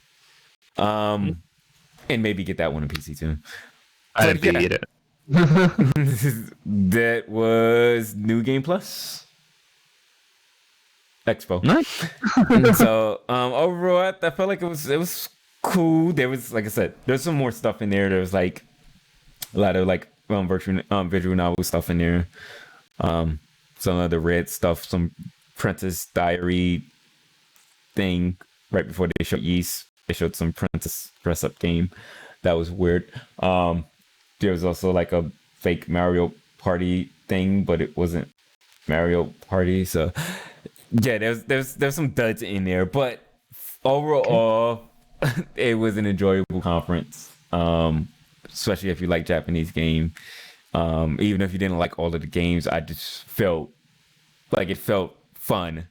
It felt fun and it felt good having like this Japanese press conference like on a high scale pedestal during like all this American E3 stuff. So that was cool. Hopefully we get one next year, and hopefully like they just up everything, actually gives like stuff that people really want to see. So then like it was actually like, you know, grab like grab more people and stuff, because I feel like that's not gonna grab like the average crowd. Like Yeast being like the big like one more thing. Like that's not the average person game to be hype over and stuff like that, or like Trails of Cold Steel and stuff like that. First one, so it can only get better, I guess. Yeah. They can improve. So like the next one will need like that Persona or like that King of Fighters, or well, not even King of Fighters is gonna hit people, but They'll like get feedback from this, and they'll probably change some things up. yeah, because it got like, if you look at the official YouTube, it got like a lot of dislikes. It wasn't too bad, but it did get a lot of dislikes just because it was more people's expectations of, especially Persona. Everybody was saying Persona 5, Persona. That's what you get from And this. well, I think the biggest one was, which I didn't show here, which I just remembered now. They started the show because again, we knew Atlas was going to be there, and the only game Atlas showed was Catherine. And that was it. And they started the show with that. They opened the whole show with Catherine before they even went into the No More Hero story. So it is like, oh yeah, that is kind of like okay, so you're gonna show this PlayStation 3 game off. This PlayStation 3 game coming to the Switch off for your big thing. Like, even I was like expecting a little bit more from whatchamacallit? From what's the game called? Agnes Rim 13 Sigurs. I know I'm completely butchering that name. 13 But I was like expecting like maybe they're gonna show a little bit more or whatever. I think they actually showed the same trailer that we already saw for that during the conference too one time. So that was all like Atlas really showed. So yeah, it was like, yeah, could have showed something more other than Catherine. And then like after the 1 hour conference, they had individual conference for each developer, and then Atlas had 30 minutes, and they just showed Catherine for 30 minutes, which is like, we could have. We're gonna show you a game we already have out. Yeah. Yeah, like I can understand like people's disappointment with that, but other than that, it was a fun conference. So hopefully next year there'll be some bangers, get people more motivated for it. Yeah, that's our episode for today. God damn. Yeah. That was long, but not as long as I thought it was gonna be. No, I think we're getting used to our how we're going through things. Yeah. A little faster. But yeah, a lot of games coming out. Goddamn. I'm scared for my wallet, at the same time salivating off of all of the shit that I get to play, but then also scared for my free time that I know I don't really have to play all these games. Like 2021, you'd be like, all right, the pandemic's over. I'm taking a year off. It's Thanks, exactly work. what I need. Be fun. But yeah, I'm hyped for the rest of this year and then the beginning of 2021, because this is just gonna be a freaking video game renaissance, especially for Japanese games. Like, this is when it's really gonna start hitting us. Starting like the second half of this year, and we're officially halfway through this year, for better or worse.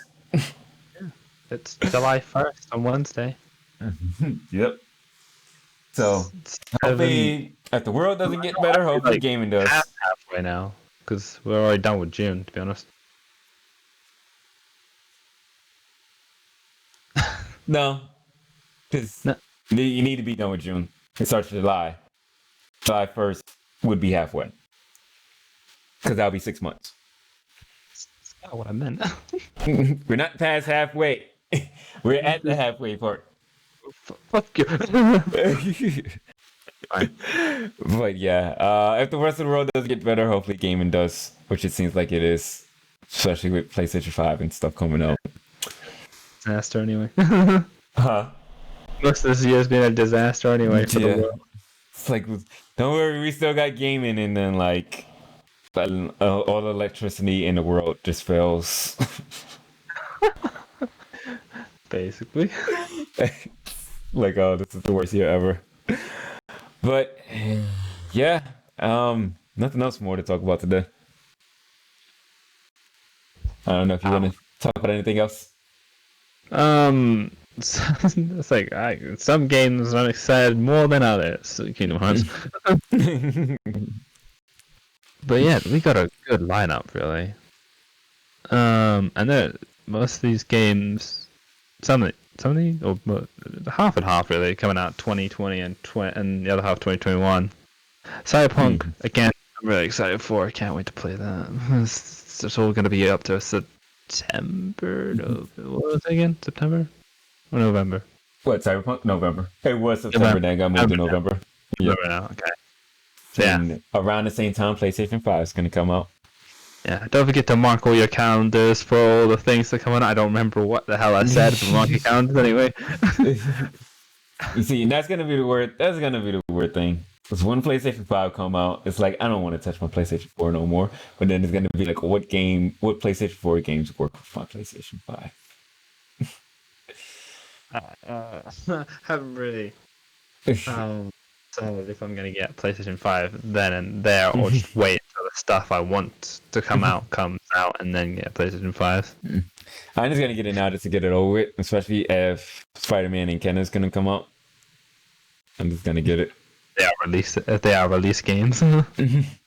Because I'm going to get it eventually anyway. So, like, get it now. Even if I get it now and it collects dust for a month or whatever. As long as I can still play PlayStation 4 games on it and 4K, HDR, I'm good. All right. I'm just torn between I'm probably just gonna wait to get a PlayStation 4 when I don't have a coming out thing for myself. Yeah, and I don't have a Pro, so I have. Yeah, you good. So I have more incentive of like, okay, I don't have the PlayStation 5 games I want to play, but at least I can play PlayStation 4 better now.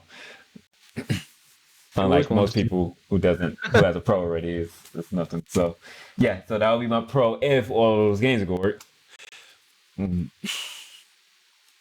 I'm scared for backwards compatibility.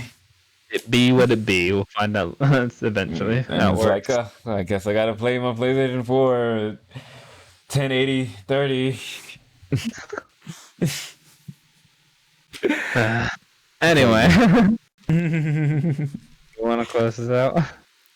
But yeah, follow me, DarkNerdShawny, on twitch.tv/DarkNerdShawny, on YouTube, Twitter at ShawnyBoyMusic, Instagram ShawnyBoyMusic.